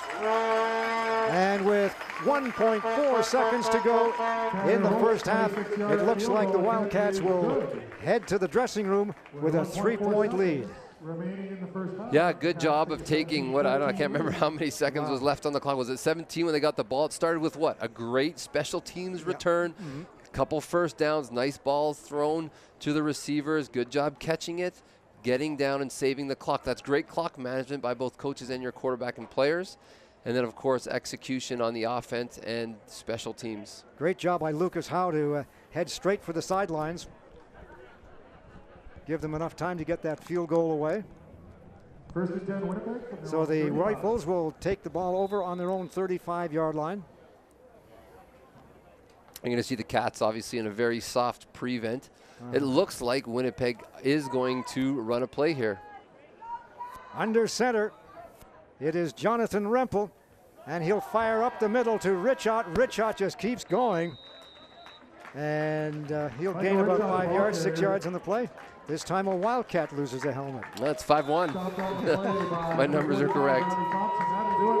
And that is the end of the first half of football here at Clark Park. A pretty darn good half of football as well, with the Edmonton Wildcats leading the Winnipeg Rifles by a score of 17-14. Let's go downstairs, and here is Kevin Donnan. Thanks a lot, Dave. With the score 17-14, I'm joined by Wildcats head coach Darcy Park, and like we were just talking about, a bit of a milestone for you right now. Well, I know it's you know what, we're pretty happy we're building to this. I think still lots of mistakes in that first half. You know, we would have liked to have been able to maintain that momentum we got early, but our guys again gained it back, and that's a sign that we're growing. Tell us about the quarterback rotation that you're going with tonight. The series between Hippie and Swedish. Big fight in Vegas tonight, but if we're scoring at home, if we go to the scorecards, who's got the edge right now? Well, I think you know, when we went into it this week, we wanted to give both these guys a chance to solidify it. Obviously, Justin came out and was really good. We put Colton in, and a little bit of that is it's the guys around him maybe not making a play. And so if you're second guessing, maybe you're thinking, well, why pull out Swedish when he's hot? But again, that's our plan going in the whole time. This is still about evaluating and moving our team forward. And you know, Justin came back in and moved us down the field for a field goal. So those guys were confident with every one of those guys is in there. And you know, I think our team just has to rally around and continue to make plays. You've also got a great performance tonight so far from Isaiah Brown, number 22, on special teams. Some big plays on special teams. Yeah, and I mean, that's kind of what we expected on him. He's a high recruit out of BetFacey last year. Again, it's what you're seeing is a difference between a first-year player and a second-year player, where things slow down a little bit. And again, that's a huge punt return at the end of the half to get us that play. You know, he missed a pick six there right at the end too. That would have been huge. Again, he's going to make those plays throughout the year. Now, big changes in the offseason, lots of changes on the coaching staff. Take us through those decisions, and how, just what would it mean to your club to have a victory tonight? Well, I mean, ultimately, that's our ultimate goal. You know, every game we're trying to win the game, so that doesn't change. You know, it was tough. We had some really good guys on staff last year who really cared a lot about the program, but we just felt we needed to kind of get some fresh air and get a little bit younger. We've got 2 young coordinators who first time coordinating this league. We're going to grow with them, and they are, you know, they're excellent. They're hard workers. They want to put the kids in the right place to make a play, and I couldn't be more happy with how it started out with them. Oh, and good luck the rest of the way, Coach. Thank you. And that is head coach Darcy Park of the Edmonton Wildcats, who enjoy a 3-point lead at the half, 17-14. Back up to you, Dave. Thank you very much, Kevin. And statistically speaking, it's as close as the score would indicate, with the total offense 191 yards to number 137 for the Rifles. So it's been a game that, you know, we started out saying, hey, it's going to be fun to watch these 2 young quarterbacks, and it's been exactly that. It has been, and again, looking at the stat sheet, you can see there's 14 first downs for Edmonton and 7 for Winnipeg, and that can be telling because over time, those long drives can take its toll on the defense. And again, both quarterbacks doing a good job moving the ball, but those sustained drives by Edmonton, I think, is going to pay off in the fourth quarter. But, you know, we just don't talk enough about special teams. And I'm looking at the numbers here. Total return yards from the special teams, 174 yards for the Wildcats to just 10 for the Rifles. Well, maybe even the most exciting part of this game is what the Edmonton special teams is doing. The other phase is obviously contributing. Defense doing a good job, offense moving the ball, but the special teams has really set the tone. Mm-hmm. And you know what? A lot of that comes down to the character of the guys and just hard work. They're not always starters, although Edmonton has a number of starters, you know, playing on their special teams, but it's those guys just taking pride in their job and going out and getting it done. And we've seen that in the entire first half for Edmonton. And time of possession double for the Wildcats, 20-10. Well, and so was first downs, funny enough. And again, we're looking at 2 quarterbacks for Edmonton that are really battling it out. And it's interesting. Darcy did a very good job of, I think, answering Kevin's questions at the half there. You know, not necessarily jumping to, okay, hey, we got the hot hand, let's go with him. No, he sees the long game here. He's playing the long game, trying to really give both quarterbacks an opportunity to be evaluated. But at the same time, at some time in the second half, I think we may see him go with one more than the other. Okay, let's go back downstairs. And once again, here's Kevin. Thanks a lot, Dave, and welcome back to this ICU video procast of the Prairie Football Conference here in Week 3 with the Wildcats up 17-14 at the half. My special guest at halftime is Megan Tanner, the general manager of the Edmonton Wildcats. Megan, you've been with the organization quite a while, but you just became general manager in the offseason. It was an offseason of big changes. First of all, congratulations on becoming GM, and tell us what the offseason's been like for the Wildcats. Yeah, there's been a lot of change, as you mentioned. We did a big overhaul of our coaching staff, and we do miss the coaches we had greatly, but we have some younger coaches in who have a lot more energy, and we brought in a lot of alumni, so they know the Wildcats, they know the program, they know what it means to be on this team, and they know what it means to play on this field. So it's been very, very exciting. And then from the board-wise, we did have the change. I took over as general manager, and we had a new treasurer, Jason Daly, who is our former general manager as well, came in. So it's been a lot of changes, but it's very good all around. Now, one of the things that you've done is you've created the Legacy Society, or the organization has developed the Legacy Society, and that's dedicated to turning things around, getting the rebuild in the right direction, and getting this team, back into a contender. Tell us about the society. Yeah, so one of the things that we've definitely recognized we don't have the best program going is our alumni. We love our alumni, we love that they come out to the games, but we haven't really found that way to get them involved yet. So we had a group who got together and put together the Legacy Society. So they're kind of working on just getting a couple of events going every year, getting the alumni out, getting them more engaged, and just making sure that they know that they're still a part of the team even though they're not on the field. And building that brand throughout the community. Now, speaking of the alumni, coming up next month, you've got an exciting event, the 40th anniversary of the 1977 Canadian title team. Tell us about that event. You're awfully excited about this one. We are so excited. This year is the first year for the interconference with the Ontario Conference, and we have Hamilton coming here, which is the team that our 1977 championship team beat. So we're doing a couple of events around that. The night before, the 77 team is actually holding a celebration, And then the day of, we're going to have all the alumni out. We're going to have the 77 team out. We're going to recognize them on the field and do a tribute to their former coach. And where can alumni get information on how they can register, how they can get involved? All of the information is going to go up on our website, EdmontonWildcats.com. Well, I want to thank my special guest, Megan Tanner, the general manager of the Edmonton Wildcats, for joining us on this ICU video procast coverage of the Prairie Football Conference. The score at halftime: Megan's Edmonton Wildcats are up 17-14 with the second half to come. Let's send things back up to Dave Rozak and former Wildcat Rob Harrod. Gentlemen. Great job, Kevin. Really appreciate that. And really happy to see Megan getting the recognition that she deserves. She's been kind of like an ad hoc general manager for a number of years now, and now she's got the title, and no one deserves it more than her. Well, it's great to have a vision of where you want the organization to go and to find out, okay, how are we going to build that vision? How are we going to establish a real good product on the field? And again, it starts with all those other pieces as well. Okay, let's get back to some of the statistics, and we were pointing out during that interview with Megan let's start with the running first of all, and it. Well, we've seen a what little. Can you say? You know, when you have a quarterback who runs the option, we've got two leading rushers. I think for the game probably is the quarterback and the running back for Winnipeg. And then you look at the Edmonton side of the ball. They've tried to establish that run game. They really haven't had that opportunity to break one out. But you've got a couple young quarterbacks out there. You want to give them the confidence, and a run game can help that, but we're not seeing a lot of that because the only time Winnipeg's running the ball is when their veterans in there and he's running the option. Yeah. Speaking of veterans, Michael Richot, when you can hold one of the leading receivers in the Prairie Football Conference to just 40 yards in the first half, you're doing a pretty good job defensively. Yeah, we've seen how he can run, and it can be very, very dangerous. And so, again, I've seen a little bit in that first half. The secondary of Edmonton is really being aggressive to the run, and so they're really giving a lot of support to the linebackers and the defensive linemen to limit those gains.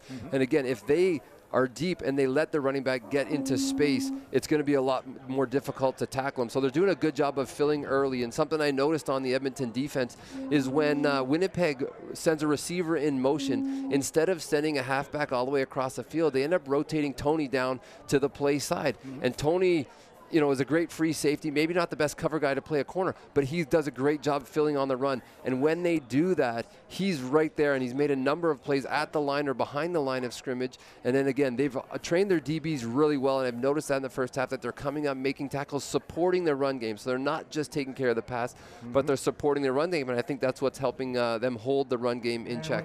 Speaking of the pass, Colton Hippie just 2 for 5, and Justin Swedish actually 8 completions out of 11 attempts for 139 yards. He had a pretty good first half. You know, he had a great first half, and I know Darcy didn't really commit one way or the other, but looking at the numbers and just even watching that first half, I think there was a difference, and I don't know if this is a changing of the tide, and I know Colton's going to come out in the second half and take advantage of every opportunity he has, but we have seen him miss a few receivers, and again, when you're only throwing 5 balls, it's hard when you miss 2 of them. If he gets a few more opportunities, I think he'll hit some guys in strides, and he'll gain a few yards in the passing game as well. So you're thinking that they're going to continue with this 4-and-4 series kind of thing? Well, I mean, if it's working, why? Well, based on what Darcy said, I would say they're going to do it for the third quarter. Yeah. If the game's close in the fourth quarter, I don't know if we're going to see them stick to the 4-and-4. And what about Riley Nyox and Jordan Rempel? Basically in the same situation, because this is Rempel's last year in the PFC. So Jordy Wilson needs to get Riley out there and give him some reps.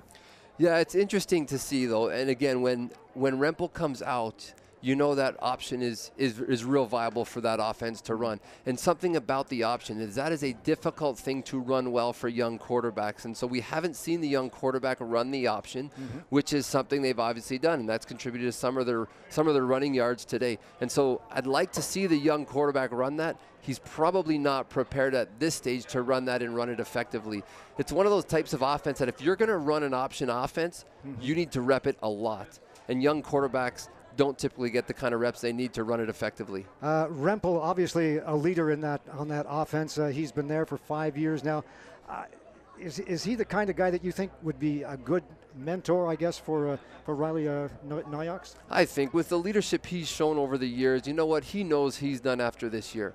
you know, he's aware of that, and he's also probably aware of his limitations, and he's done that for 5 years, and he knows, okay, here's my strengths, here's maybe some of the areas that I haven't refined enough, and if there's a young quarterback that can complement that, you know what? It's a great tandem for a coach to have the ability to go to 2 different quarterbacks, and in a long season, that can pay off if you see injuries creep up. And he looks like he's in command out there, too. That's the important thing for a team like this.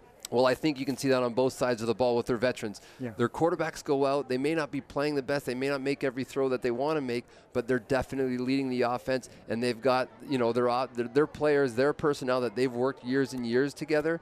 They're supporting them and doing their best for them. All right, let's look at the Wildcats. What do they need to do differently, if anything, in this second half?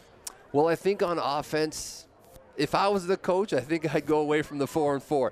Darcy, I don't think is going to do that quite yet. But you know what? I think they are doing some things really well. You know, special teams continues to contribute to this game in big ways. I think that needs to continue in order for Edmonton to have a chance to win this game.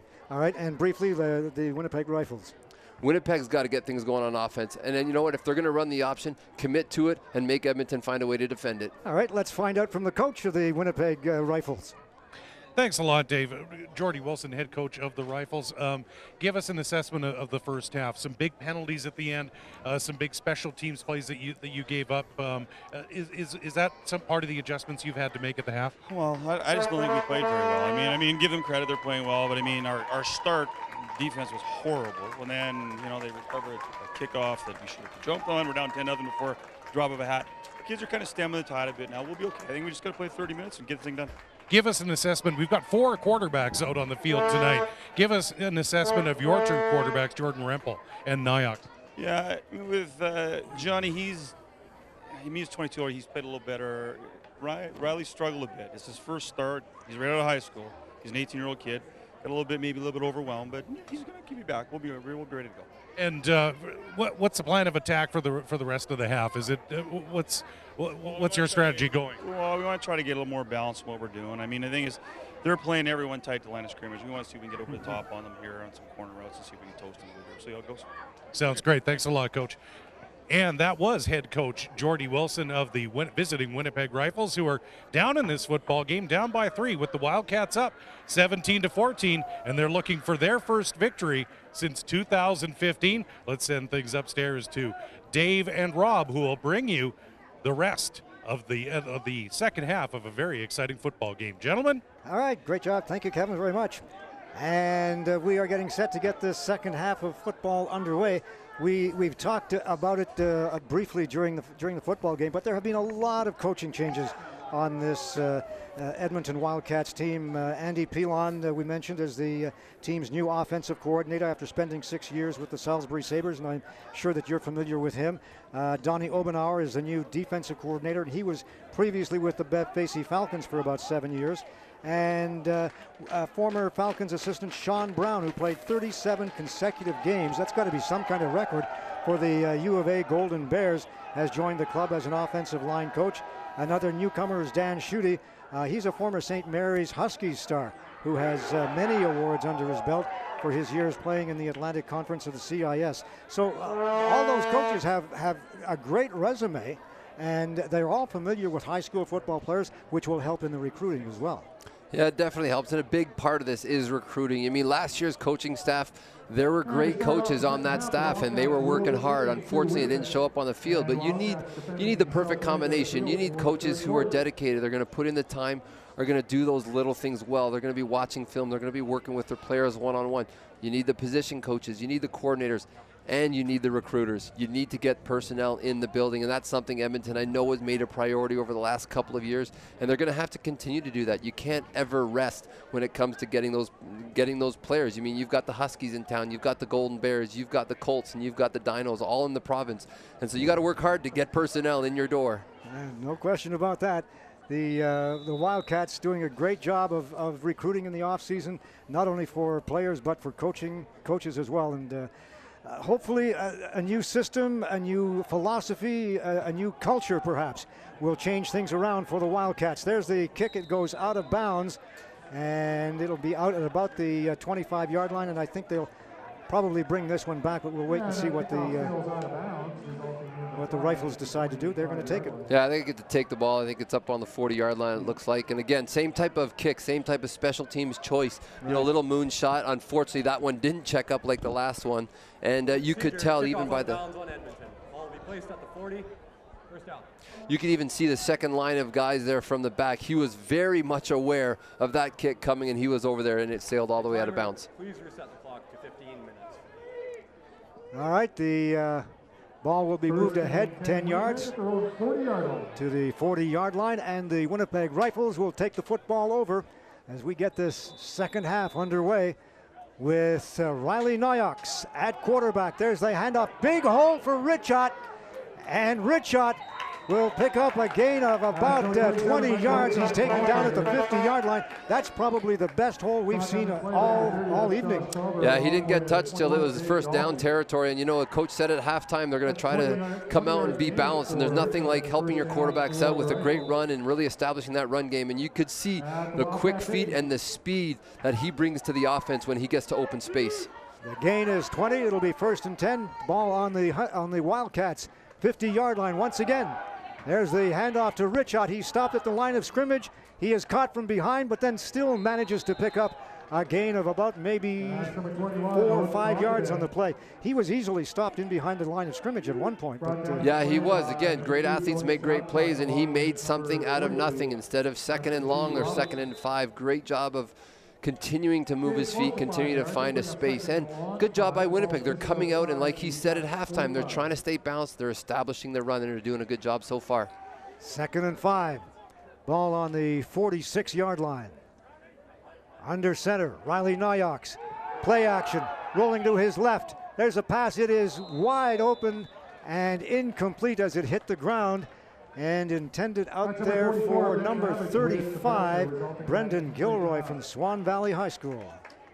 And again, number 44, David from Edmonton, getting pressure on the quarterback, forcing him. When you roll out like that, whether it's on a scramble or whether it's on a designed rollout, you want to try to attack the line of scrimmage. He did not have the opportunity to attack the line of scrimmage, which again means it's all arm and rolling to your left. It made it really difficult to get the ball to the receiver, who, like you said, was wide open and probably would have had a first down if the ball got there.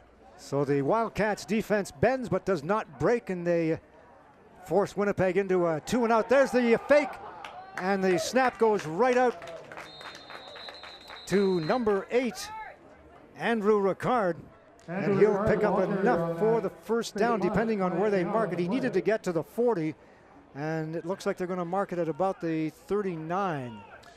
Not sure if it was a formation issue or if it was a numbers issue. Looks like it's going against Winnipeg, so they're going to probably have to punt this one away. All right, we'll see what the referees call, but that's another big break for the Edmonton Wildcats.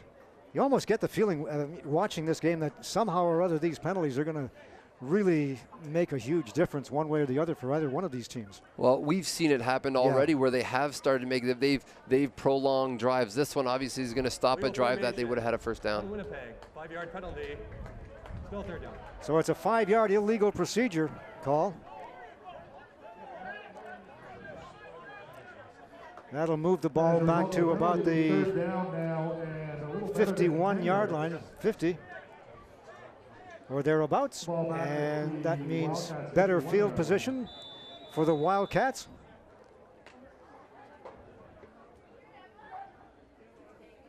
Snap is a good one. And Opiola gets a good kick away. It is bouncing at about the 30, and Brown carries it ahead to the 35-yard line, and there's a flag. Dallas Opiola punt, fielded by number 22, Isaiah Brown, at his own 26-yard line. That official must have thrown that flag a good 15 feet in the air before it came down. That's spending more time in the air than in his pocket tonight. That's an 8-yard return if it stands.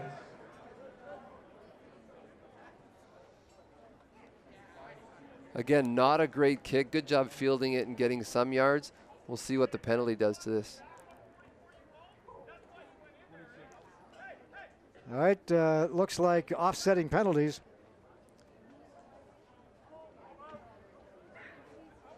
Officials still talking it over.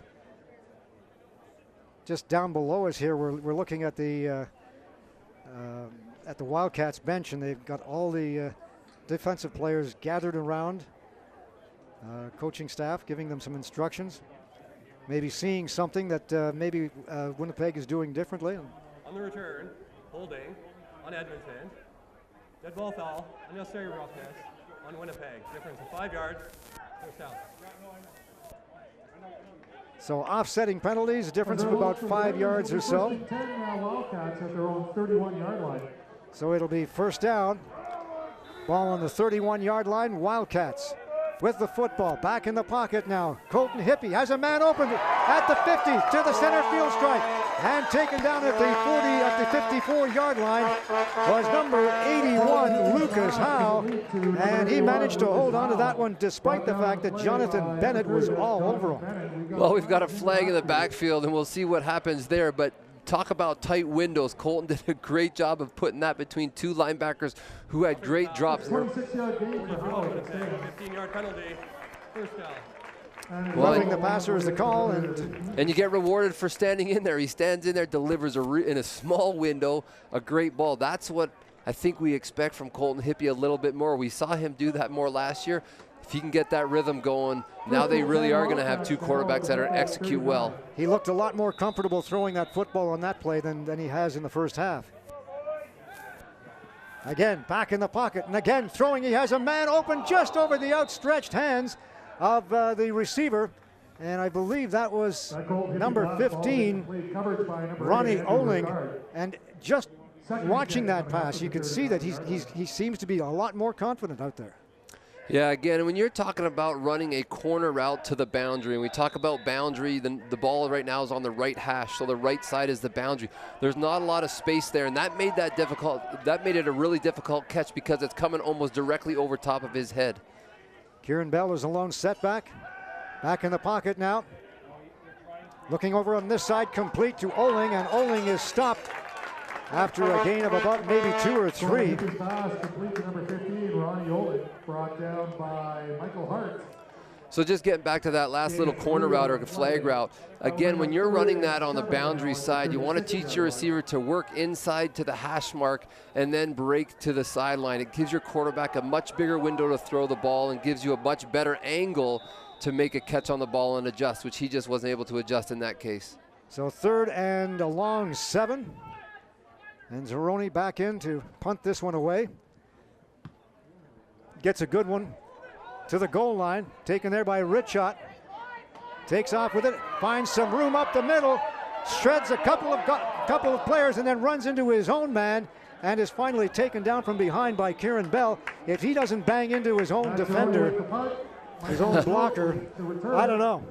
Yeah, I think Zeroni needs to think about punting that to the corner and not giving him a chance. Again, dynamic player in open space. Coaching staff wants to get the ball in his hands. Just did a great job. 31, 32-yard return. Again, really bailed their offensive out of working in the shadows of their goalposts. Blockers did a good job of opening up that hole for him too, at about the 15-yard line. So they take the ball over on their own 32. Winnipeg Rifles, John Rempel at quarterback. There is the pitch out on the left side. It is taken there by Ogadan, and Ogadan is up to about the 41-yard line, and we have yet another flag on the play. Tony Savchuk with the tackle for the Wildcats. We'll sort the flag out. This is going to go against the Winnipeg Rifles. It'll be a holding call. Well, there's no doubt, Coach over there, Coach Wilson. 10-yard penalty, repeat first down. We can hear him all the way over here. We can hear him over here pretty clearly, and he is not happy about some of these calls that are being made on the field. Rempel still in at quarterback. Ogadan is the single setback. There's the handoff to Ogadan. What a hole. He's got the speed. And again, he runs into one of his own blockers. Otherwise, he is gone. But he ran right into the back of number 82, Alexander Tachinsky.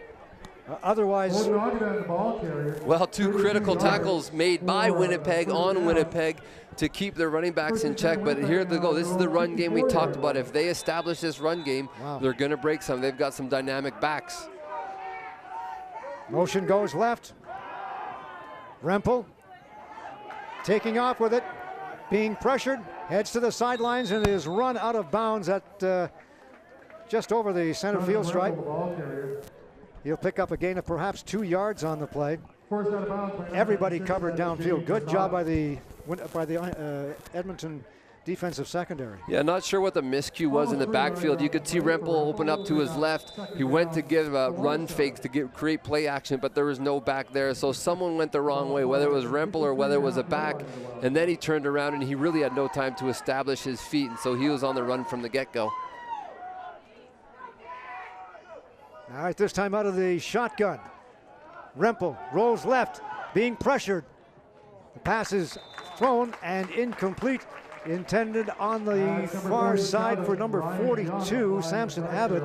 And again, great pressure from the Edmonton Wildcats defense. Yeah, number 47, Ryan Young, again, getting through, beating his guy one-on-one, and that's what you need. That's what successful football teams can do. You've got to win those one-on-one matchups. I mean, regardless of the system, regardless of who's playing, if you have guys who are hard on themselves, work hard in the offseason, and demand that they win those one-on-one battles, good things happen. Short end over end. Hits the Wildcats player. The ball is loose. And I believe it's going to go to the Wildcats. They were very fortunate. It actually hit the foot of the receiver down there. I'm not sure if it was Isaiah Brown. I think it was, yeah. And so the ball was obviously live. I think very fortunate they got it back. It looked like Winnipeg was right on there, and then it looks like Isaiah knew it hit his foot, and he was quick to jump on it and either rip it out or come up with it. All right, they marked the ball down at the 29-yard line. Wildcats with 9:44 to go in the third quarter, leading this one by a score of 17-14. There's the handoff to Bray Josu. If he gets outside, watch out, folks. The little guy makes it all the way up to where he needed to be for the first down, but there is another flag on the play. 2 of them, actually. I think it's going to be holding on the receiver to the far side of the field. And again, the receiver out there did a good job of actually turning his backside to the inside and creating that lane inside of him. But when the running back decides to bounce it out, he's got to be real disciplined to let go, or else he gets called on holding. All right, we'll wait for the call from the official.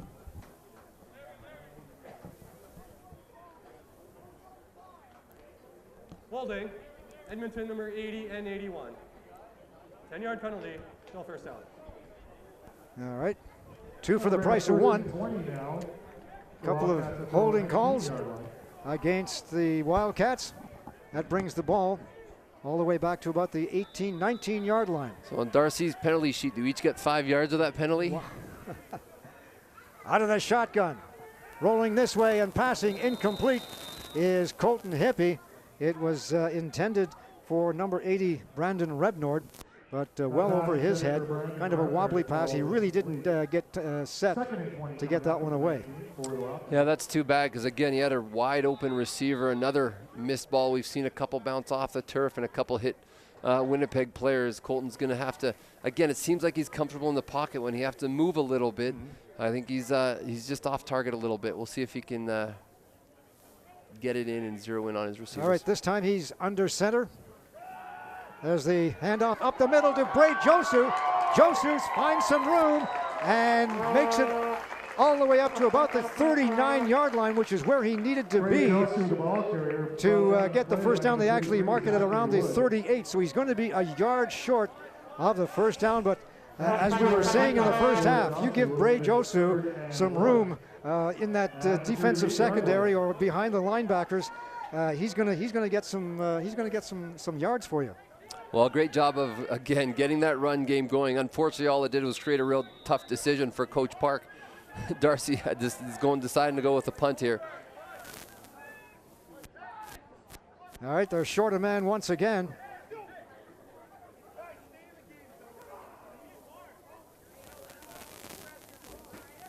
All right, there's going to be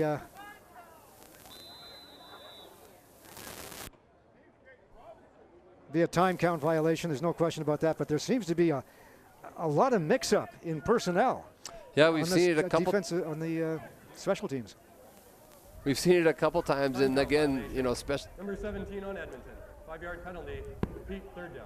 Special teams has done such a great job for Edmonton, and hopefully they can continue that. But again, giving up 5 yards, although it may only be 5 and it's at this position in the field, again, in the long run, they got to eliminate those penalties. All right, Zeroni back to kick this one away. Gets a knuckleballer down to the 45-yard line. It'll be taken by number 82, Alexander Tuchinski. He has some room to the outside. He's got some blockers as well, but slicing through that one block was number 20, Donovan Yasiko, and Yasiko pulls him down just over just this side of the 50-yard line. Well, now it's the Edmonton Wildcats coach's time to lose their mind, and I tell you, it was clear as day from up here. That returner caught the ball with 1 foot out of bounds, and you can see on this replay very clear he is standing on the white. A step there. Great job capturing that replay, because you know what? That was a big-time missed call, and it gave him probably 10, almost 15 extra yards. So tough break for Edmonton. All right, the ball is on the 51-yard line. Movement at the line of scrimmage, no flags. Yes, there is a flag. And the handoff left side for a gain of about 5 or 6 yards on the play, but there was definitely movement on the far side. It looked like the Wildcats may have been offside.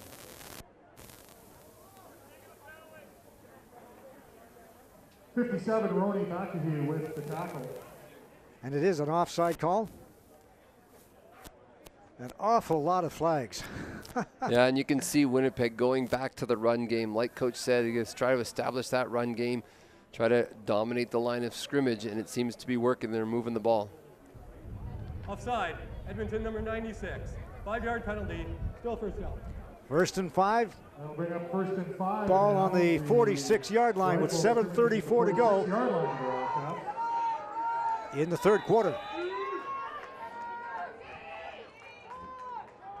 There's the handoff to Richot, and Richot just plows his way forward for a gain of about 6 or 7, and it'll be enough for the first down. He is so quick off the ball. Yeah, if he gets a seam at the line of scrimmage, he is not going to get tackled very quickly. And again, right there, 5, 6, 8 yards in a hurry. Speaking of hurry, it's a hurry-up offense. On the 39-yard line, second man through is Richot, and Richot is stopped after a gain of about maybe 4 or 5 yards. When you've got a defense that's tired, again, good idea to go with the hurry-up offense. You're running it at them. You're coming straight down the middle. And on that last play that came for the big run, you notice a little difference in the formation. It looks like we've got an injury, so we'll get a chance to talk about this. Instead of having a typical 4-man front, they actually split and have 2 guys almost on the outside edges, and so there is a hole in the middle. Winnipeg obviously is aware of that, saw that, and forced the linebackers because they ran right up the middle and made those linebackers make the play. And if you're doing that, those linebackers are standing at 4 yards to get on the get-go, so he is going to hit the line and he's going to have space. Couple of injured Wildcats. Ben Davidge is coming off. Looked like he injured his elbow. It's probably a funny bone. He's trying to shake it off. Yeah, not sure how funny it is right now for him. And another injured Wildcat down there. We'll try and get his number for you. Looks to be number 67. Hard to say from this 57? angle. 57. And that is Tony Bakahi from the Belrose Bulldogs up in St. Albert. Yeah, and you don't want to let your D lineman get hurt, especially when you're facing a run attack that Winnipeg has really come out to establish right now. Trainers are trying to signal a couple of players to come out and help Bakahi off the field. Likely something on the lower body, a leg injury, ankle, knee, something like that if he's going to need help coming off. September 23rd. Looks like he's favoring his left leg.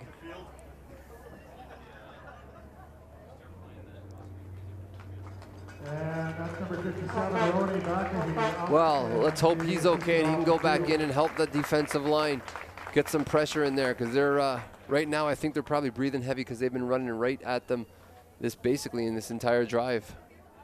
The big man, 6'2", 270 pounds, out of Belrose High School in St. Albert, and they need his size and his presence up there on that defensive line. Second down and 8 coming up for Winnipeg at the Edmonton 37-yard line. 2nd and 8. Ball on the 37. 3 flankers to this side of the field. Straight back in the pocket now. And getting it away just in time is Rempel, and it is incomplete.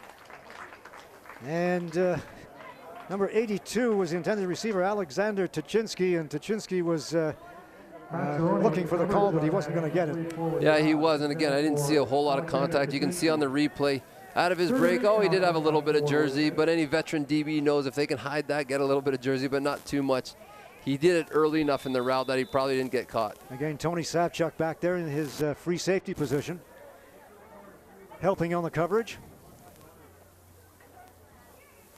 So it's 3rd, and they'll be kicking it away. End over end, it'll bounce out just past the 20-yard line, about the 17 or 18. This is the kind of football game that I thought it would be. A tight defensive battle. I was surprised that there were so many points scored in that first half. And I was, Kevin was saying, well, what do you think it's going to be? I thought it would be a tight, low-scoring defensive kind of game. Well, and we may not see a lot more scoring. And again, every little bit helps. So again, some of those penalties, some of those things are going to start to show up here in the second half. Let's see if the offense can get going. They haven't done a whole lot in the second half. Let's see if the Wildcats can get it going. They throw out 3 receivers to this side of the field. Again, Kieran Bell is the lone setback, as he has been all evening.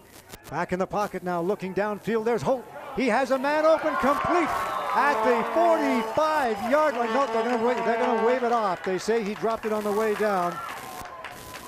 And that great pass, great catch by Brandon Olson, the veteran out of JP. Couldn't quite hold on to it.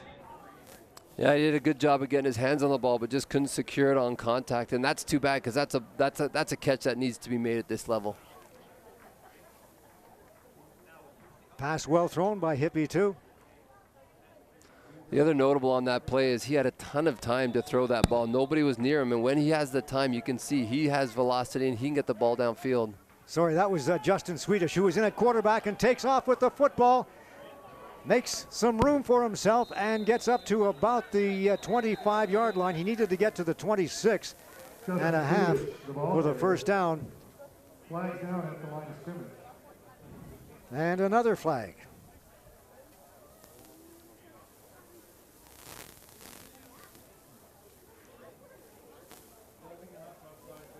Looks like it's going to be offsetting penalties.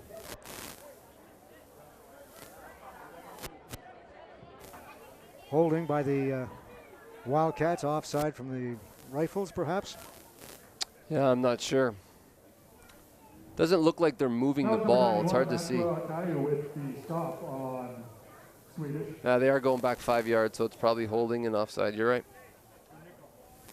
Holding on Edmonton, offside on Winnipeg. Difference of 5 yards. Redo 2nd down. All right, this is where Coach Darcy Park starts to pull his hair out. Number of penalties hurting both teams, actually, in this third quarter. But so far, neither team has been able to take advantage of it. Back in the pocket now. This is Justin Swedish. Just waited too long. Eventually, you knew that the defense would be coming down on top of him, and that's exactly what happened. Yeah, had lots of time, just couldn't make a decision. So if you see the replay, coverage is pretty good. They don't have a lot of receivers open. There's one running the crow route, just coming open too late. But you know what, young quarterback, you got to have that clock in your head. And again, he's going to need more reps. He's going to need a lot of games to establish that. But you have that clock in your head. Eventually, you just got to decide to get out or throw the ball out of the bounds. All right, so you're the coach. Do you go to the knee, or do you kick it away? I think he's taking a knee. All right, I'll go with that. Or running a fake. Now, there you go. And so with 5:09 to go here in the third quarter, it's a close one. 17-16 in favor of the Edmonton Wildcats over the Winnipeg Rifles. Rifles coming into this game 1-1 after a win against the Ottawa Sooners. A big win. and then a big loss to the Saskatoon Hilltops last weekend. So make that Regina last weekend. So it's it's really hard as a coach to try and judge exactly where your team is at in relation to the rest of the clubs in the division.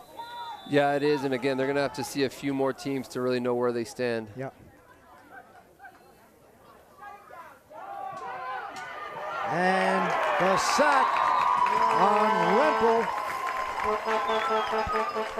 In there making the tackle was number 13, Kieran Bell. Bell appears to be going both ways on this one. That's a loss of 9 yards. That'll bring up second down and 19. Yeah, they definitely got pressure. They had pressure very, very quickly. I think they've got him playing off the edge is where he's coming. And again, he came quickly off the right side of the offense and gave the fullback a little bit of a move inside and basically had a clear run to the quarterback. So not sure if Rempel set up a little deeper than the running backs expected, but he pretty much had a clear run and made a great play. So the Rifles will take the football over at about the 26-yard line. I think the Rifles just called a... Winnipeg. There we go, timeout. So talking about that game against Ottawa, and again, I'm a little familiar with Ottawa a number of years ago as I grew up there. Hard to get a gauge, we talked about that, but I think what's really great about junior football now is we're seeing more interconference games and you're seeing more teams. So instead of seeing a team in your conference 2 or 3 times, you're going to maybe see them once, but you're going to have an opportunity. I think that sets up for, the national competition when it comes to the playoffs a little bit better, because then you have at least some gauge of, okay, how do we fare against those other divisions? And I know when I played in the CIAU, which is now the CIS, it was really hard to get a gauge. You're going into bowl games in the playoffs, and you have no idea where that level is. Maybe there's an exhibition game earlier in the year to compare, but really those interconference games I think is going to really, up the appeal of junior football. Well, we'll talk a little bit more about that. I have some thoughts on that may not be as positive as what you are saying, but at any rate, it is Jonathan Rempel at quarterback. Motion goes both ways. Receivers to this side. Looking back in the pocket now and being hurried out of the pocket. Running with the football, gets it away. It's a great pass and a great catch at about the 50-yard line. And a tremendous job by number 80, Matt Martin. Martin actually had to come back for that football and did a great job on it. Well, the coach at halftime talked about creeping on the line of scrimmage and how close the defense was, and he wanted to get in behind him. That's a great example. There's not a lot of plays designed for 2nd and 18, but they went 30, 35 yards on that play. Good job buying time with his legs when nothing was there early. And again, you could see the DBs kind of scrambling at the end of that play to try to get back to the receiver. All right, ball on the 43-yard line. First down for the Rifles. There's the handoff to Richot. He bumps into another one of his players who pushes him ahead, and he's at the 10. Touchdown. You want to watch this on the replay, too, because he banged into one of his own players. That player turned around, grabbed him around the waist, and pushed him forward through the hole for the touchdown. 43 yards. Rifles touchdown. Right there, see? Just pushed him ahead.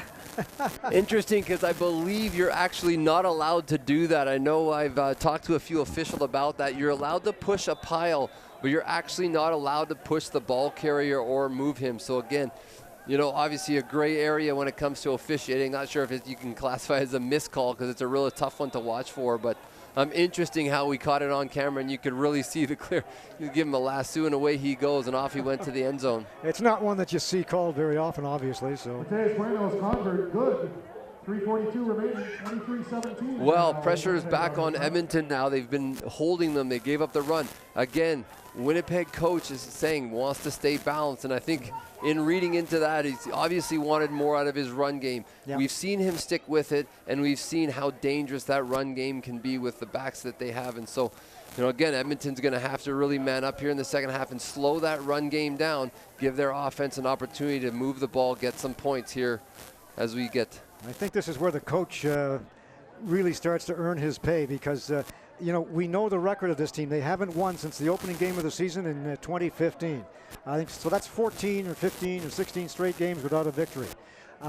They give up a touchdown like that after playing so well defensively in the first half. He's got to get them back up and moving in this third quarter. with 3:42 to go. And let's see if special teams can give them the spark they need. Room on the outside, got some blocking. Here goes Lucas Howe, cuts to the inside, stopped at the midfield stripe and finally taken down at around the 48-47 yard line.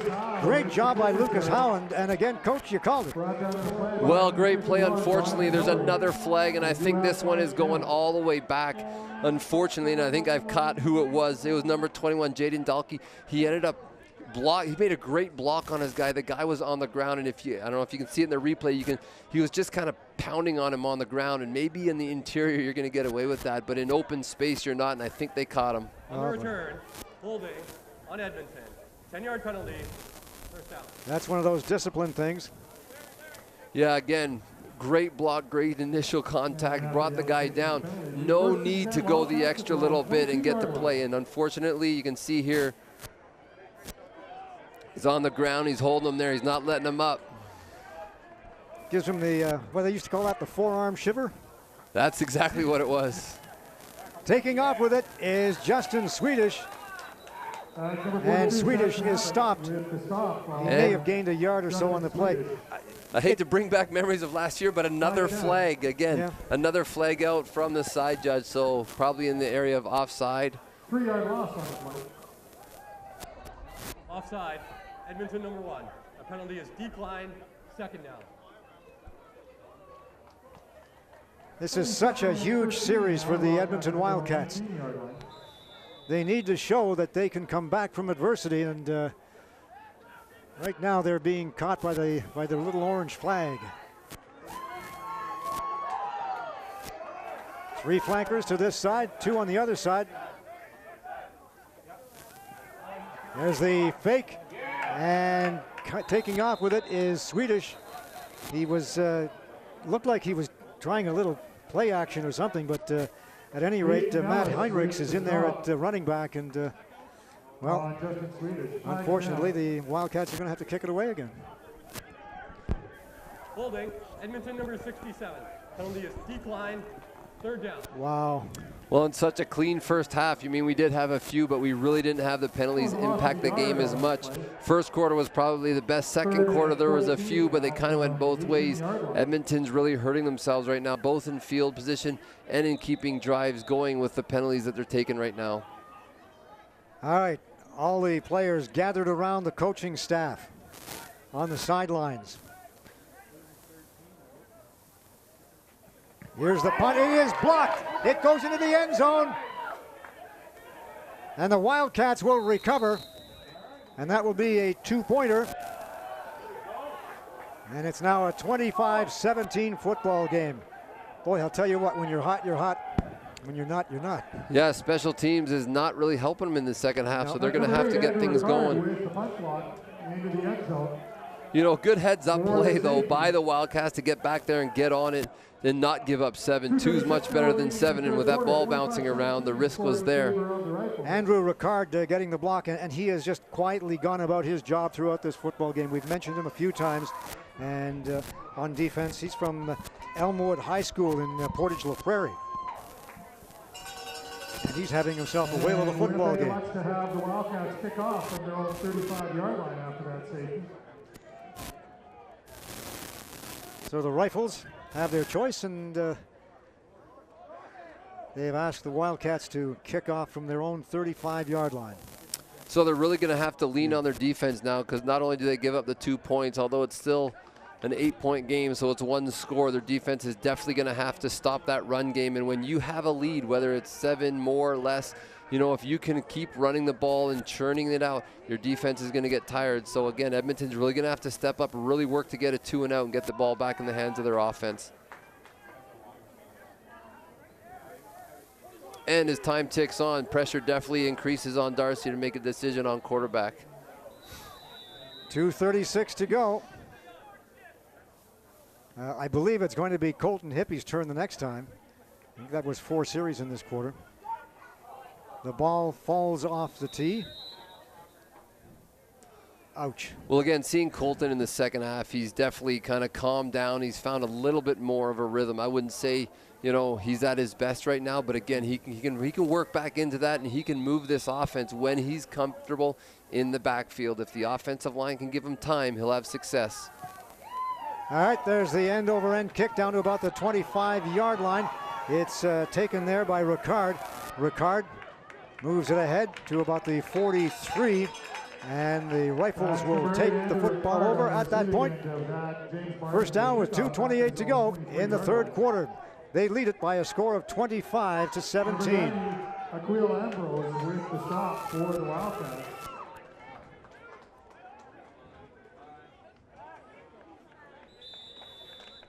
53-yard kickoff, 20 yards on the return as Winnipeg first and 10 at their own 42.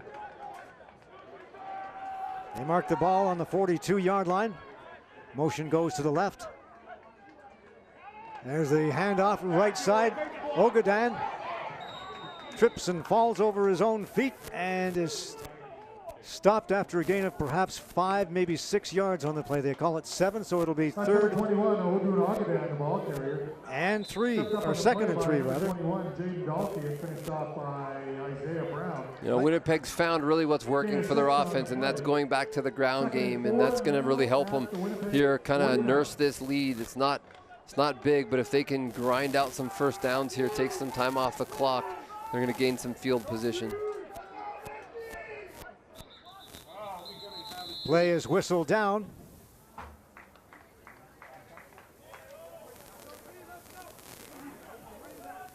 So it's a time count violation. Number 12 on Winnipeg. 5-yard penalty, still second out. Well, that helps Edmonton for sure. You know, it takes them into a 2nd and 8, 2nd and 9, and again, forces them to pass. Winnipeg has really not been able to go to the air. They've had a couple long ones, but that's really been it for the night, and they've relied on that run game. So we'll see what they do here on 2nd and 9. 2nd and 9 on the 44-yard line.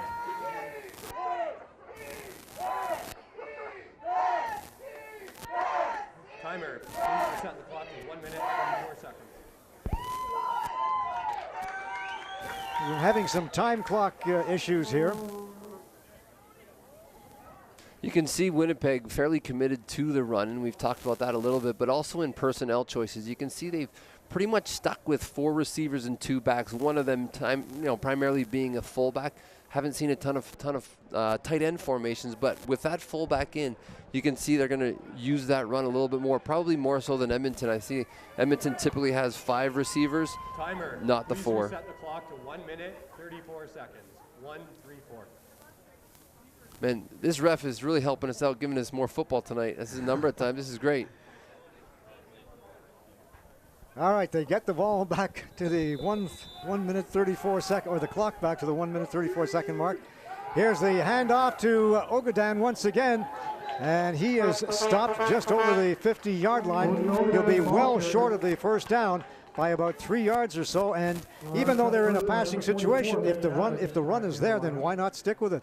Well, and it really has gained them more even big yards. And again, that's, it's disciplined by the coach. It's understanding, okay, you know what, it is working. Let's stick with it. If we punt it away, Edmonton's really having a tough time running the ball. Let's not put the ball in the air and take risks we don't need to, because there is the opportunity for an interception, and Edmonton's been close tonight. All right, you want to watch the body language down there on the Wildcats bench just to see exactly what their situation is. There's the punt down at the 30-yard line taken by Brown, and Brown is run out of bounds at just shy of the 45, around the 44-yard line. So some good field position for the Edmonton Wildcats. Now it's up to the offense to get things going. The offense is stalled notably. I think we've probably got no yards, is my guess, because that guy was pretty close. But although the gain was pretty much the same as about 15 yards, so we'll see. No yards. Winnipeg number 29. 15-yard penalty. First down.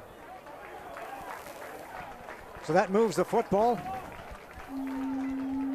in good field position for the Edmonton Wildcats. 15 yards on the return and an additional 15 yards for the infraction. Well, that helps, right? It's the Lilies are starting out there. They're going to have to move the ball. See if they can put that touchdown drive together they need. They break the huddle. Let's see who's at the helm. It looks like it's going to be Justin Swedish.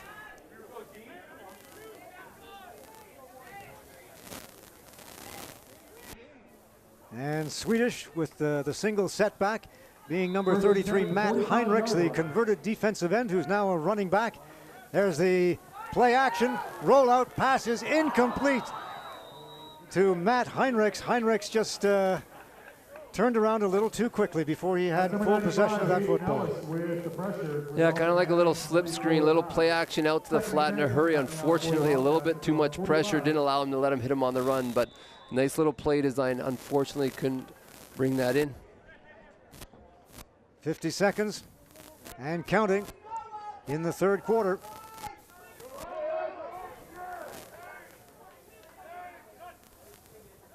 Back in the pocket once again. Swedish has a man open at the midfield stripe over to the 45-yard line, and that was Jacob Milides.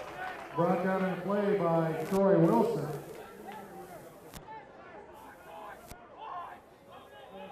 Hurry up offense from the 45-yard line in Winnipeg territory. Under center, there's the handoff to number 33, Matt Heinrichs, and Heinrichs is stopped after a gain of about a yard or so. In there to make the tackle on the bootstraps almost was Jaden Ulmer. Gain of a yard on the play. That'll bring up second down and 9 at the Winnipeg 43-yard line.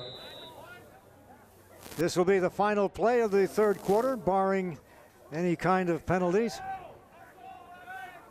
So what are the odds? What do you think? 50-50? I knew you were going to say that. All right, back in the pocket. Looking downfield. He has a man open on the 10-5. He's dropped the and ball. Just dropping it as he hit the ground. Number 8, Brandon Olsen. And that's the second time that Brandon has dropped the ball when he was falling to the ground. He just didn't have his balance, I guess. No other explanation. Yeah, he's just got to focus in on that ball and not think about the extra steps, not think about the touchdown, but just secure the ball. That's twice now, and there's nothing disheartening to a quarterback than drop balls. The Edmonton Wildcats Edmonton Wildcats want to thank many of their sponsors for all the great support that they have given this team throughout the last few seasons. WestJet, JC Boiler Service, Rough Rider International, McElhenney, TD Insurance, the Edmonton Eskimos Football Club, and the Brick at Commonwealth Stadium. Let's go downstairs. All right, we're not going to go downstairs.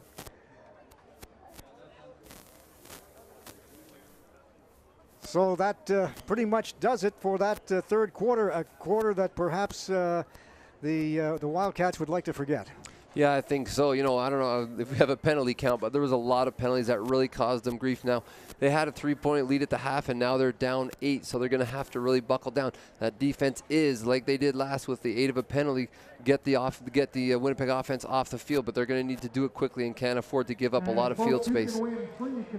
The Alumni, by the way, would like to invite all alumni to our September 22nd game at 22nd event at Capilano Hall. The date's a big one, and you can look on the website for more of the details. And the next day, the 23rd, big day too, we'll be playing an interconference game against the Hamilton Hurricanes, and that should be just a terrific contest. It's I guess a replay of the 1977 game, which won them the national championship, the Wildcats that is, and we'll be recognizing that team for this historic honor. Looking forward to that. Should be a lot of fun. It should be good. So what are your real thoughts on the interconference play now that we have a second? It's going to depend on whether these teams have the money to fly those long distances. Like I know the Wildcats flew out the day of the game and flew back the day of the game and played in between. That has to be tough on any team, and not only the players, but from a financial point of view as well. So that's the only negative thing that I can think of, really. If they can get the backing, the sponsorship, and that kind of thing, if the CJFL can help out in any way, or the CFL.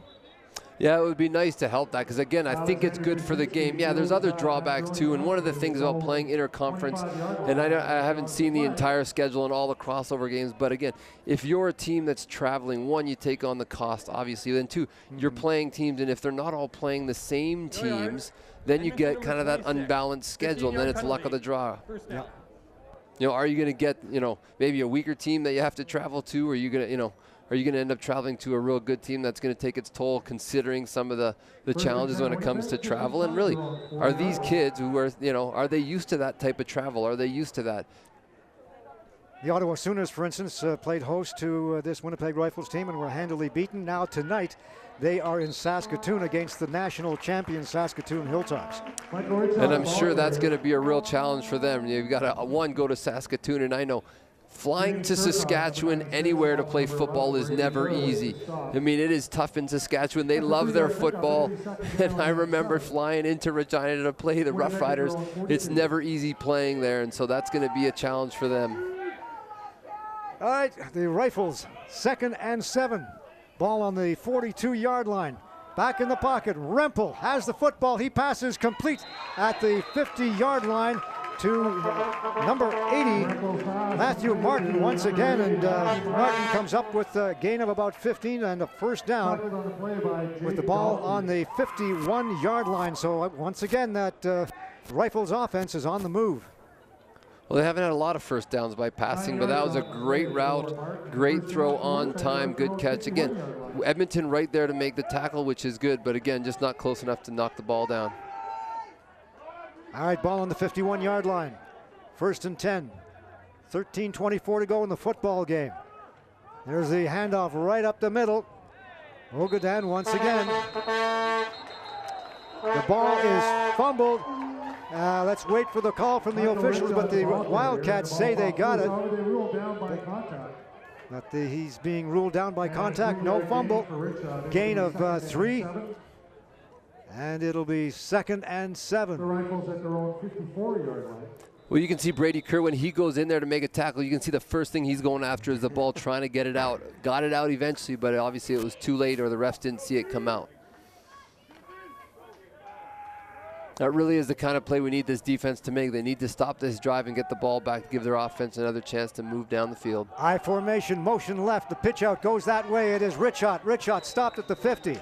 Nice tackle in there by number 21, Jaden Delkey, a Leduc Comp grad, coming up big for his defense on that one to stop Richot for a gain of perhaps 6 yards or so. It'll be 3rd and 1. They are going to go for it. With a running game like what they have, why not?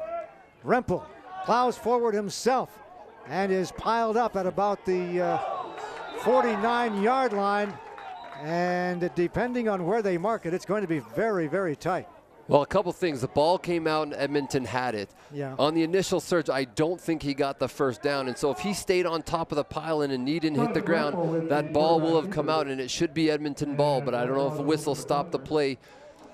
We'll see. This could be critical right now, the decision the refs are making for Edmonton. All the officials talking with the line judge on this side.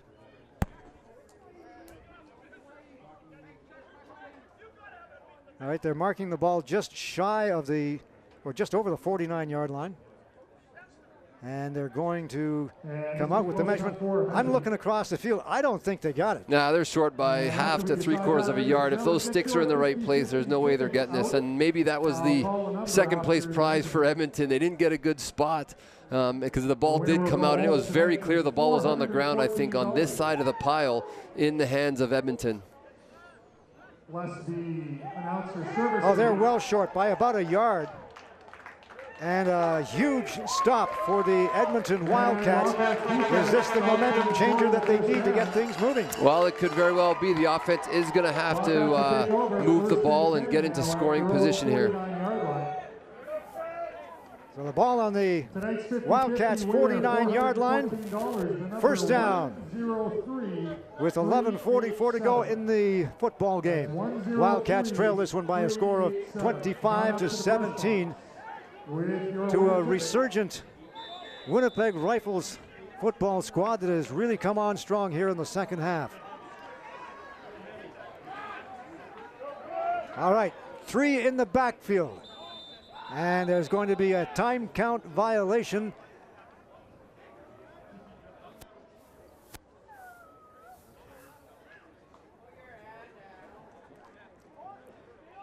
Definitely not the way you want to start off the drive by putting yourself back 5 yards because of a time count. In the huddle on Edmonton. Still first down. Not a time count. No, too many men in the huddle. Yep. That probably explains the 3 in the backfield. It does. Yeah, a stacked backfield, that's for sure. First and 20 now. The ball spotted at the 39. All the way down to the 39-yard line. It'll be first and a whole bunch for the Wildcats. First and 20. 11:26 to go. Justin Swedish is the quarterback. He has a man open. It is complete at the 46-yard line for Jacob Mihalides. I had to get that ball there in a hurry. The DB was coming downhill there for the tackle upon catch. But again, if that's any later, that could go the other way. The ball at the 41.5 yard. Well, that's something that a youngster like Justin is going to have to get used to. And like you say, that clock in his head has got to be working. Back in the pocket, he has some time. All kinds of, I cannot believe that. I think we've got a flag on the far side. I'm pretty sure we're going to get the pass interference there. There were 2 officials right beside the play that did not throw the ball. The official on the far side, about 10 yards upfield, did. Yeah, I'm surprised we didn't see 2 or 3 flags. There was quite a bit of contact there.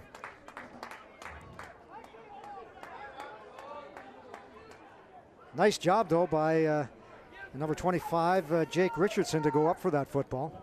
It was almost a jump ball. Winnipeg number 29, 15-yard penalty. First down. So the call goes against Troy Wilson. Yeah, I think the official on the far side of the field had really the clearest view. The one on this side may not have seen what actually happened. The one on the back side saw it. Good thing he threw the flag because the 2 guys in the back didn't throw theirs. Okay, football on the Winnipeg 49-yard line. Justin Swedish still at quarterback. Matt Heinrichs is the lone setback. He's the blocking back in there as well. And Swedish is going to take off with it. Gets around one man, then is stopped as he crosses the 45-yard line. And he will pick up a gain of close to maybe 5 yards on the play. So a good job by Justin Swedish. Seeing that he was being pressured, took off and got the yardage. Well, we talked about the clock in his head, and you can see timing of that was a little bit better. Went through probably his progression of first and second, maybe even the third read. Wasn't there, decided, okay, hey, I need to get part of these yards, so it makes it second in a manageable distance, which he's got second in 5 or 6 here. And he's had a little bit more time in the last couple of plays as well, so that offensive line doing the job for him. Once again, in the pocket, and it is off the arms, off the hands of the Winnipeg defender and into the arms of number 81, Lucas Howe. Well, great job of him just staying focused. You can see in the replay here, a couple of linebackers there. He didn't come across. Howe didn't come all the way across the field. He ended up stopping his feet where obviously the quarterback anticipated him to go. Great job on the replay. Well, when you stick with it, sometimes you get those breaks. We've seen that happen many times before. All right, from the 35, first and 10. Motion goes left. There's the handoff up the middle. This time it's taken by Heinrichs, and Heinrichs will pick up close to, well, definitely 5, maybe 6 yards.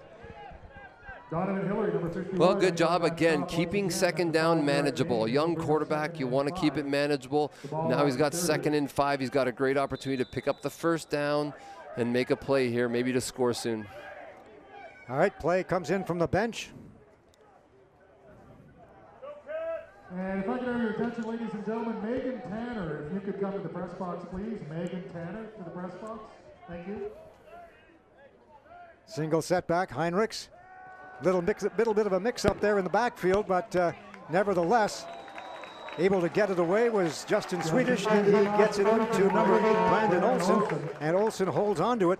Did he have enough for the first down? Yeah, I think he did. I think he got about a yard or 2 extra, which is great, but good job of just focusing on the ball. It was a little bit low. Contact happened as soon as the ball arrived. did a good job to hold on that time. Good job for him. That's a veteran play from a veteran player.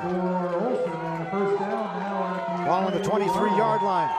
Wildcats on the move. They trail by 8. There's the pass. It is complete.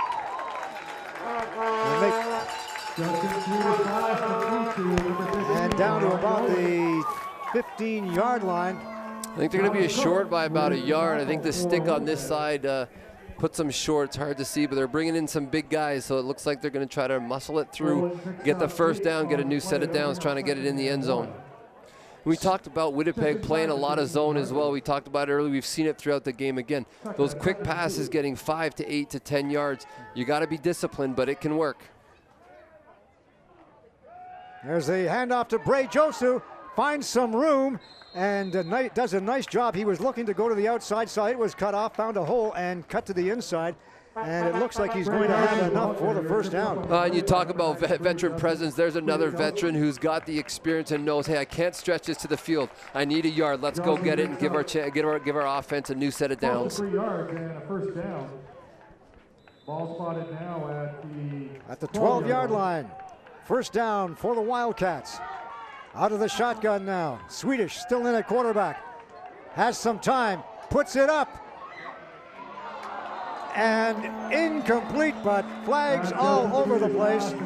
The defender out there, number 33, Zach Wood, had literally had him in his embrace as the ball came over. We'll take a look at it here on the replay. Well, he had him there on the break, and you can see even later on he was trying to grab onto him. So again, 2 flags. I think they actually were two separate incidences of pass interference, same players involved. But again, when you're looking at the finer points of playing quarterback, the corner route, you can see how much space he had. Winnipeg number 33. Ball replaced at the 1-yard line.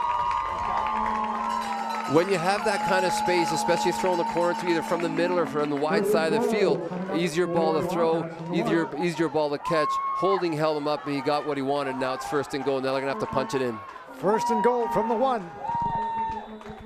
Huge test here for the young Justin Swedish. Fumbles the football, and the Winnipeg Rifles say they've recovered it. And they have. Well, that is a tough break. Really, really difficult for a young quarterback. An exchange problem. Clearly, he never had the ball in his handle. And again, that hits the ground and it's bouncing off feet. Unfortunately for Edmonton, they've just turned the ball over and they're coming away with no points.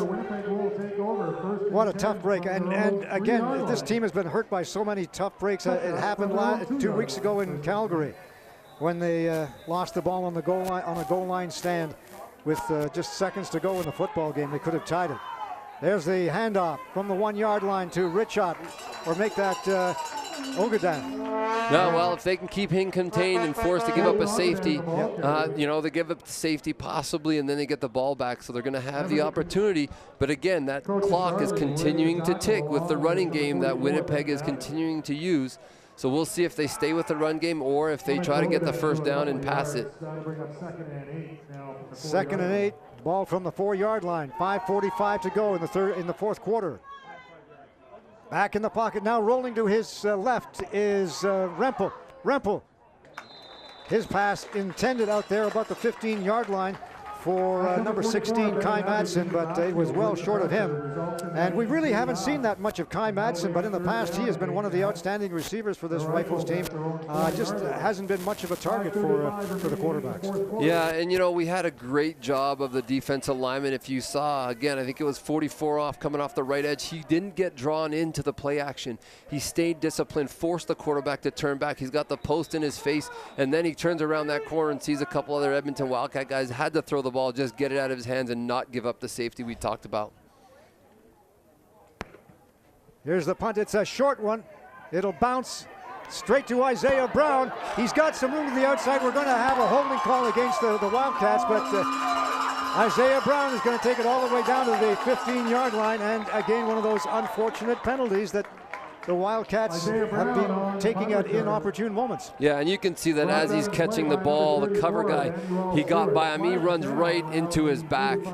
Clear as day, easy call for the official, and you just got to be disciplined. And again, when you're in a position like that as a special teams player, okay, you know what?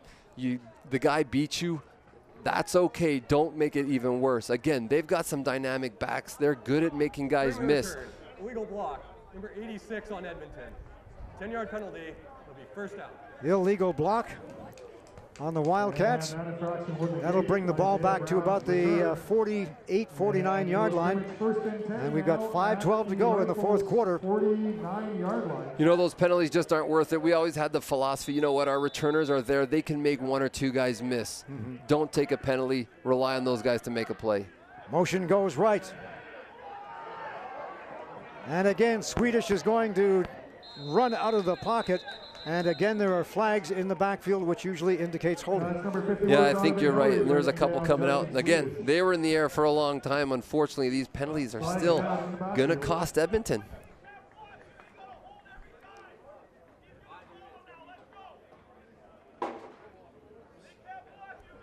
Holding, Winnipeg number 65. 10-yard penalty, first down. Excuse me, Edmonton. So that moves the ball back to the 51-yard line. That'll bring up 1st and 20 now at the 51-yard line of the Wildcats. See, operating out of 1st and 20. Now you're definitely going to see a zone. You're going to have to hit a seam here if you want to get some yards. Three-man front.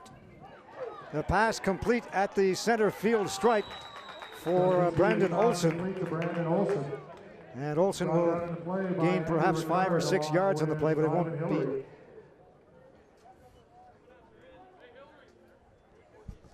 So they've still got another 15 to go. Well, something I'd like to see them try again, and we saw it a little bit in the first quarter, and they had successes against a zone. And if you can get a pre-snap read on whether it's a 3-deep or a 4-deep zone, if you send seams, we've done a really good job of finding those seams and hitting them on the run, and that's what you need to do here. You got 2nd and 15, you're going to have to get downfield. Well, the one thing that, Swedish is going to get stopped again. And he's going to be sacked for a loss of about close to 10 yards all the way back to the 45-yard line. But one thing I did notice is that the defensive secondary is playing up a lot tighter to the line of scrimmage than they were in the first half. Yeah, taking away some of that stuff, they seem to they were getting picked apart, right? And they wanted to take some of that, but in doing so, you typically have help over the top. So they're going to drop maybe to 7, 8, 9 yards. But again, if you have free safety over top, you can be more aggressive and you can jump some of those underneath things.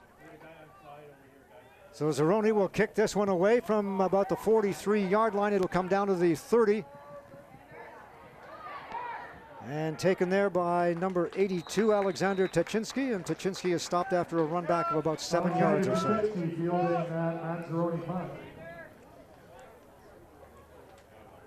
So again, leaning on the defense, they're going to have to get the ball back, and probably in short order, because again, that clock continues to tick away with 3:35 left. Edmonton needs the ball back in the hands of their offense after that really costly turnover right down at the goal line. 1st and 10 Rifles at their own 41. 1st and 10 Rifles at their own 40 with 3:20 to go. There's the handoff this side to Richot. Richot is forced to go to the outside and then is taken down just over the line of scrimmage after a gain of 1 or 2 yards. So this time that defensive line helped out by the linebackers and a couple of secondary players as well. Well, yeah, you talk about those secondary players, again, coming up, making plays. They know they're going to get the run.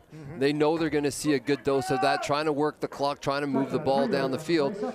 But again, often when you get run support, if you have a 3-deep zone in behind, you can be a little bit more aggressive. If you're in man-to-man coverage, you got to stick with your guys. So I imagine we're going to see a little bit of zone freeing up some other guys to really flow to the ball, which we saw executed pretty well in that play. All right, Rempel off to the sidelines to confer with the coaching staff. They blow whistle in, and with 2:56 to go, it'll be 2nd and 7. Ball on the 44-yard line. Rolling to his right. Rempel looks downfield. Pass complete just over the 50-yard line. Taken by number 82, Alexander Tachinski once again. He's had himself another great football game. There's no question about that. He was one of those last-minute additions to this squad. Yeah, great delivery, great timing, and great route. Good execution of going down, securing the ball. They are third and looks like inches based on the markers. Winnipeg at their own 51.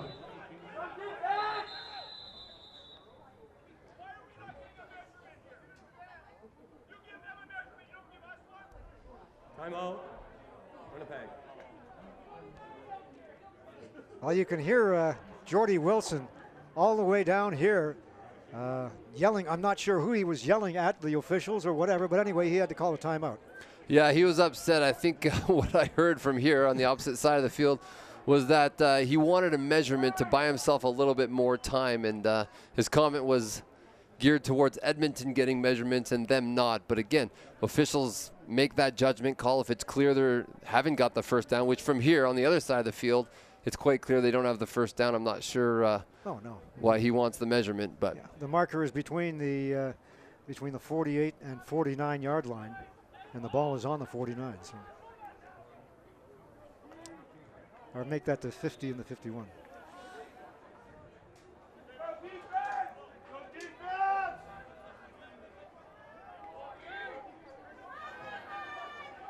So third and about a yard. And this time I don't think there's any question that Rempel is able to carry it forward. Gain of about 1 or 2 yards, and that'll be a first down for the Rifles. Yeah, a lot going on down in that pile. I'm not sure who came up with the football or if it came out, but it looks like they've got their first down. So once again, pressure's on the defense to stop this run game of Winnipeg, which really has been the difference in the second half. Oh, yeah. And the Wildcats defense has had a tough time from time to time adjusting to that running game, too. They've stopped it a couple of times, but there's the handoff, speaking of the running game, and it is Ogadan. And Ogadan is stopped after a gain of close to 7 yards. They'll mark it at about the 50-yard line. With a duo like Richard and Ogadan, it's really tough to. Well, and you've always got fresh legs in your backfield, right? Yeah. When you have two guys that can carry the mail like they do, I think Edmonton's going to get saved here by a penalty. It looks like it's probably going against Winnipeg because they're talking to likely captain Tony Sawchuk. Get the call from the official. Holding. Winnipeg number 65. 10-yard penalty. Repeat first down. So that moves the ball back to about the 43-yard line, and a little better field position for the defense. We talk about things that frustrated coaches, and I know Winnipeg's coach is going to be frustrated with that run game now set first and 20. It makes it hard. The quarterback keeper on the option play. And I'll tell you what, Rempel was hit and hit big, and I believe it was number 13, Kieran Bell, coming up from his outside position at the corner. Well, you talk about fundamental tackling, and that is a great execution of a fundamental tackle where, again, he's low, he explodes up through the guy, really taking him off his feet and then moving him backwards. Great job tackling the quarterback.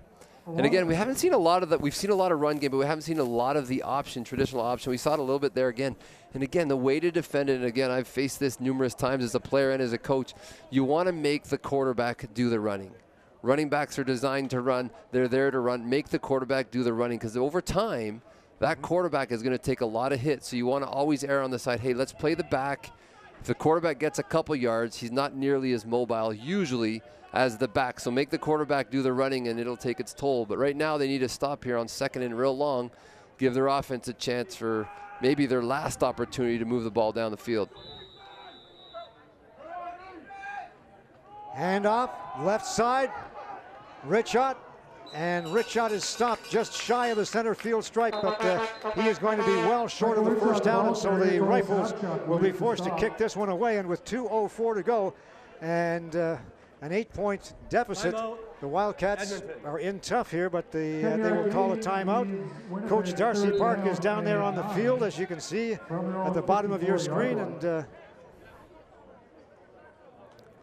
Timeout Edmonton with Well, there'd 2:04 remaining now in the be no fourth better quarter. time than now for another great special teams play. Really, the first half we saw lots of great special teams play from Edmonton. They need one more. They need all 12 guys to do their job, be disciplined, keep the flags off the field, and get themselves a nice return to set up their offense.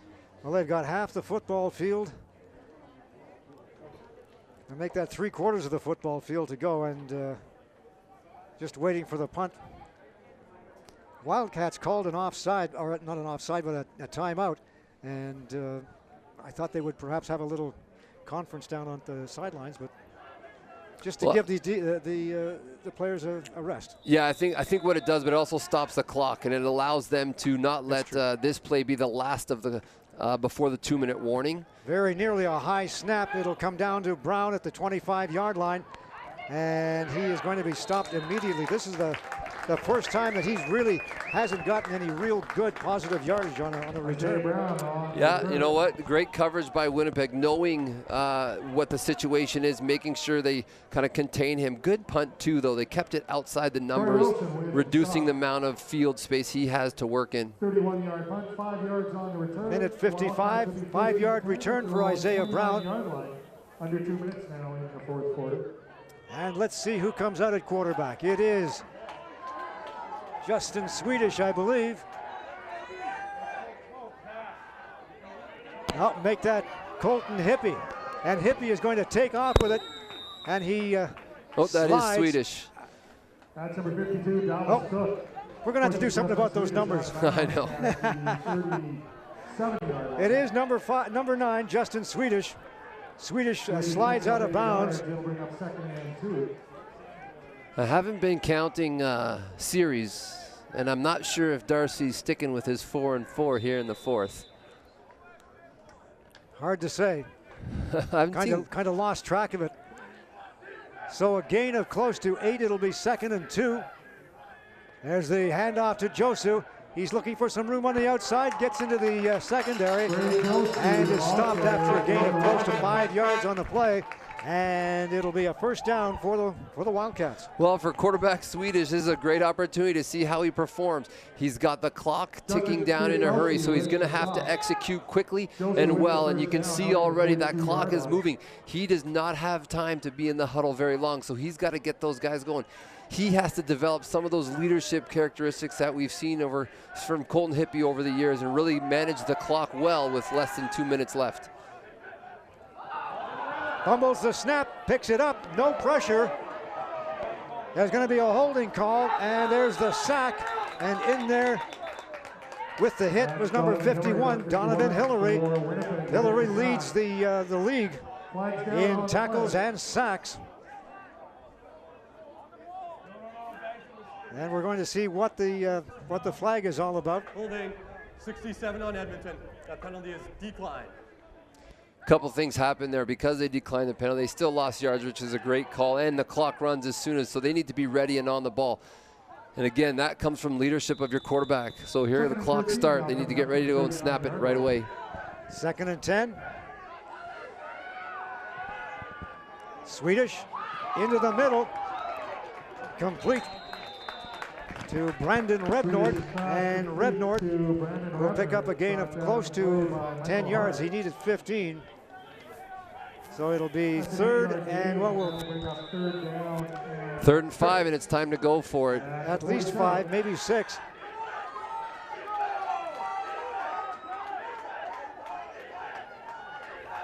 Justin Swedish, the quarterback, starting his first game in the PFC. Pass complete at the 40-yard line to Ronnie Oling, and Oling sacrificed his body for that one and took the hit big time. That is an unbelievable catch, and you can see on the replay here, he had to make a play. He got his hands on the ball and took an absolute rocking hit, held onto the ball, and gave the guys a chance to continue with drive. Clock is running down, 40 seconds. All kinds of movement along that line of scrimmage, and I believe Winnipeg is going to be called for offside. Well, and again, if you talk about veteran presence, you've got to get those guys ready right now. Don't worry about the penalty. It could go either way. You still got to execute a play. You still got to move the ball. 66 on Edmonton, 5-yard penalty, repeat first down. Early movement on the offensive line. First and 15 now. Yeah, it looks like, and again, that's a good job by the defense. If you see the offensive lineman move, go right away, because often that brings attention to it, and you're going to get the call. So that's what you teach your defensive linemen. As soon as they move, you go. First and 15, ball on the 45-yard line. Looking into the middle, the pass is complete.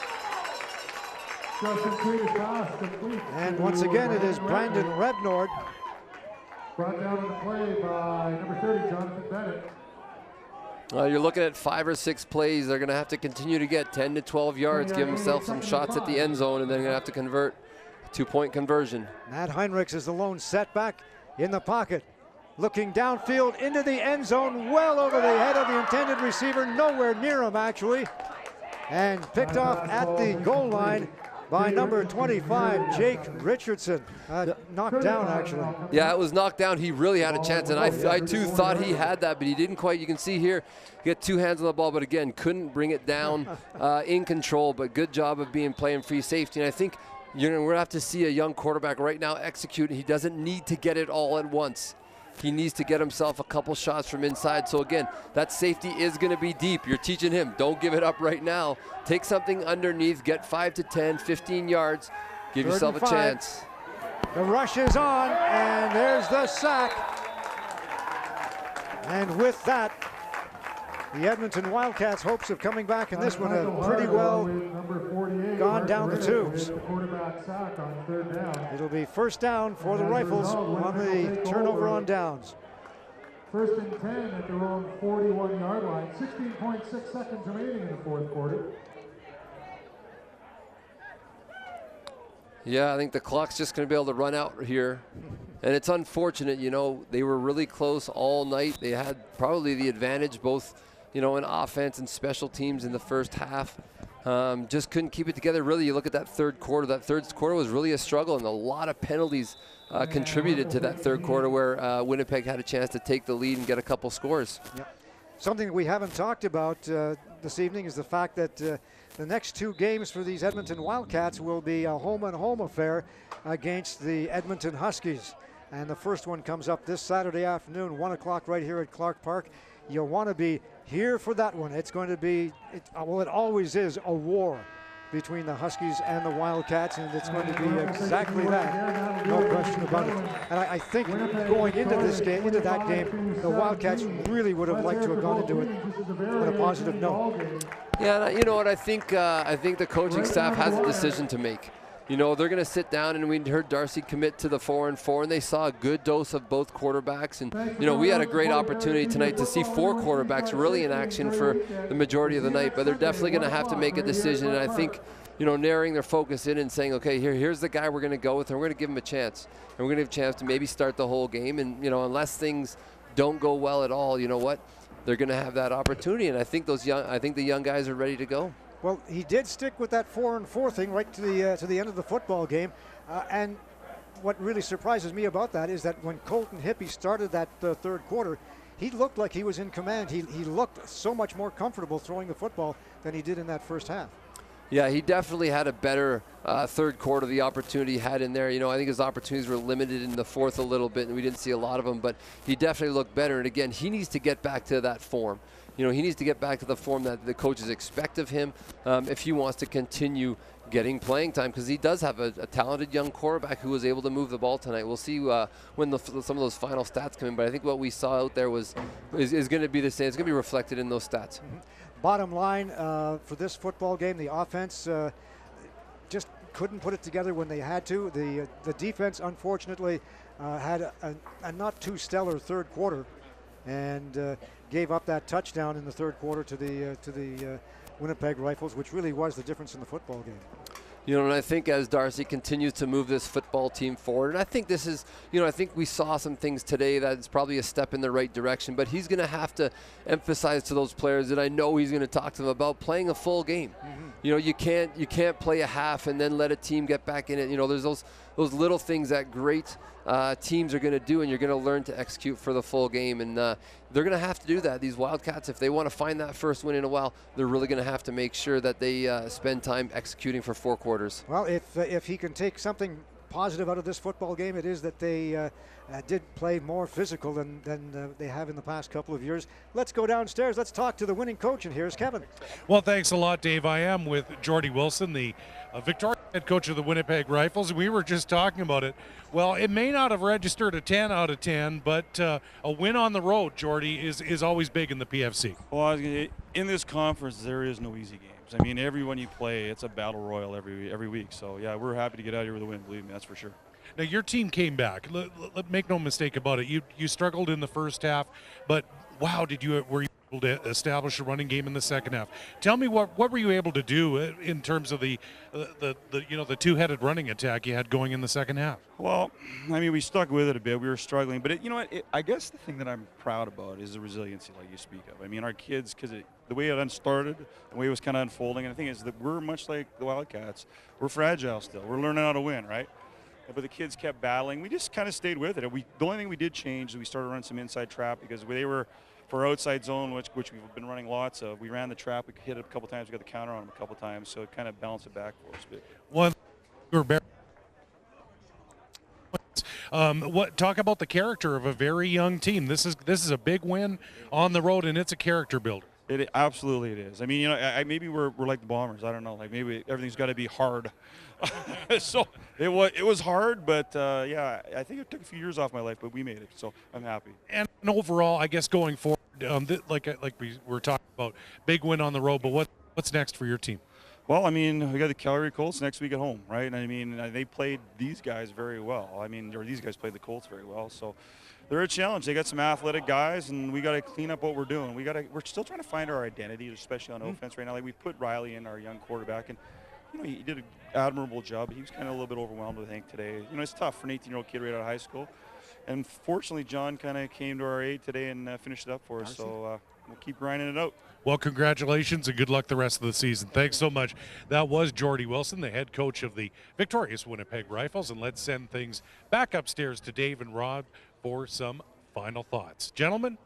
Good job, Kevin. Appreciate that, and very happy and victorious Jordy Wilson. I know I talked to him before the game, and he said the same thing.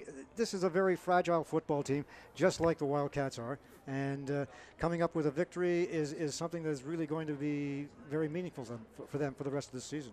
Well, and he talked about learning to win. And when you have young players, when you have a young team, it is something. And again, a lot of these guys have probably had success in high school. Most of them are leaders on their team in high school, and then they come to the next level, and it is another level, and they do need to learn to win at a high level and learn some of those tough games. And again, great example, and Coach talked about it. You know what? Things didn't start off very well. At the half, they were still down, not really playing their game. Really got back to in the second half, really worked hard, established that run game that we did talk about at halftime, that if they want to succeed, they're going to have to do that. They came back, made a few adjustments. He talked about the inside trap game and the counter game, and that really was the difference in the second half. Their ability to bust some big runs, and that hurt Edmonton. That's exactly what I was just going to ask you about. The difference in this game was that the Winnipeg Rifles were able to make the adjustment at halftime, and the Wildcats were unable to counter it. Yeah, they really didn't have an answer. And again, the problem is they couldn't adjust quick enough, and it got hurt in big runs. Right, they weren't able to make those adjustments. I think they still did a decent job defending the pass. They didn't give up a lot through the air. But again, two dynamic backs really took their toll on them, and they just didn't have enough to finish off tonight. Well, the physicality has to be a good thing for the Edmonton Wildcats and Coach Darcy Park. They've got that home-and-home series, actually a split home-and-home series with the Huskies, one next Saturday and then a week off and then another one on the 16th. So it's going to be a big couple of weeks for this Wildcats team. They have to come out with at least one win out of those two.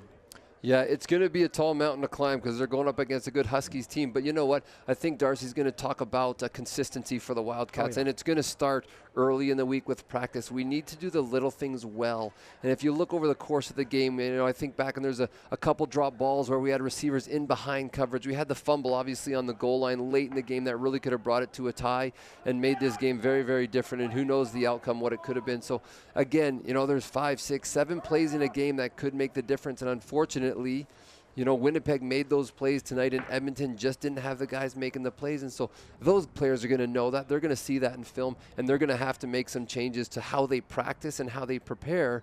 So when they get to the game time, they're not thinking about those, but they're going to execute those plays that make the difference in the game. And as always, Coach Darcy Park has his work cut out for him. He's got to get this team back up where he needs them to be a victorious football team. Yeah, and I think he's making progress. We obviously spent a lot of time watching, some of the ups and downs last year that they went through in the course of a game. And if he can get more consistency out of them, he's gonna, he's working on the culture, and we talked about that last year. Yeah. He's working on changing the culture, and that's where you have to start. Mm-hmm. And then that continues and that builds, and we've seen more players tonight making better plays, executing more consistently, and I think he needs to continue with that. Well, I'll tell you what, a couple of pretty exciting weeks coming up here on ICU Video with the Huskies and the Wildcats next Saturday afternoon at 1 o'clock. Really looking forward to that one, and of course the rematch on the 16th of September as well. 2 big football games, and we'll be here to bring them to you right here on ICU Video. And on behalf of, let's go downstairs. And here's Kevin. Well, thanks so much, Dave. And that concludes our coverage of Week 3 and our ICU Video Procast coverage of the 2017 Prairie Football Conference season. On behalf of executive producer Rob Zitlaw, we'd like to thank our entire broadcast crew, the hardest working crew in cyberspace, technical advisor and camera Dave Foley, our director Connor O'Donovan, switcher Alex Testowich, and on camera Matt Mosowich and Terry Farina. Now, as you mentioned, Dave, next week we have a can't miss game is next Sunday afternoon at Clark Field, 1 o'clock, the kickoff, the first round of the Battle of Edmonton as the Wildcats and Huskies square off for their first meeting of the season. That's kickoff Sunday, September 3rd at 1 p.m. And of course, with ICU Video, we don't podcast, we procast. Thank you for joining us here on ICU Video. I'm Kevin Donnan. The final score, the Winnipeg Rifles 25, the Edmonton Wildcats 17. Good night from Clark Field in Edmonton.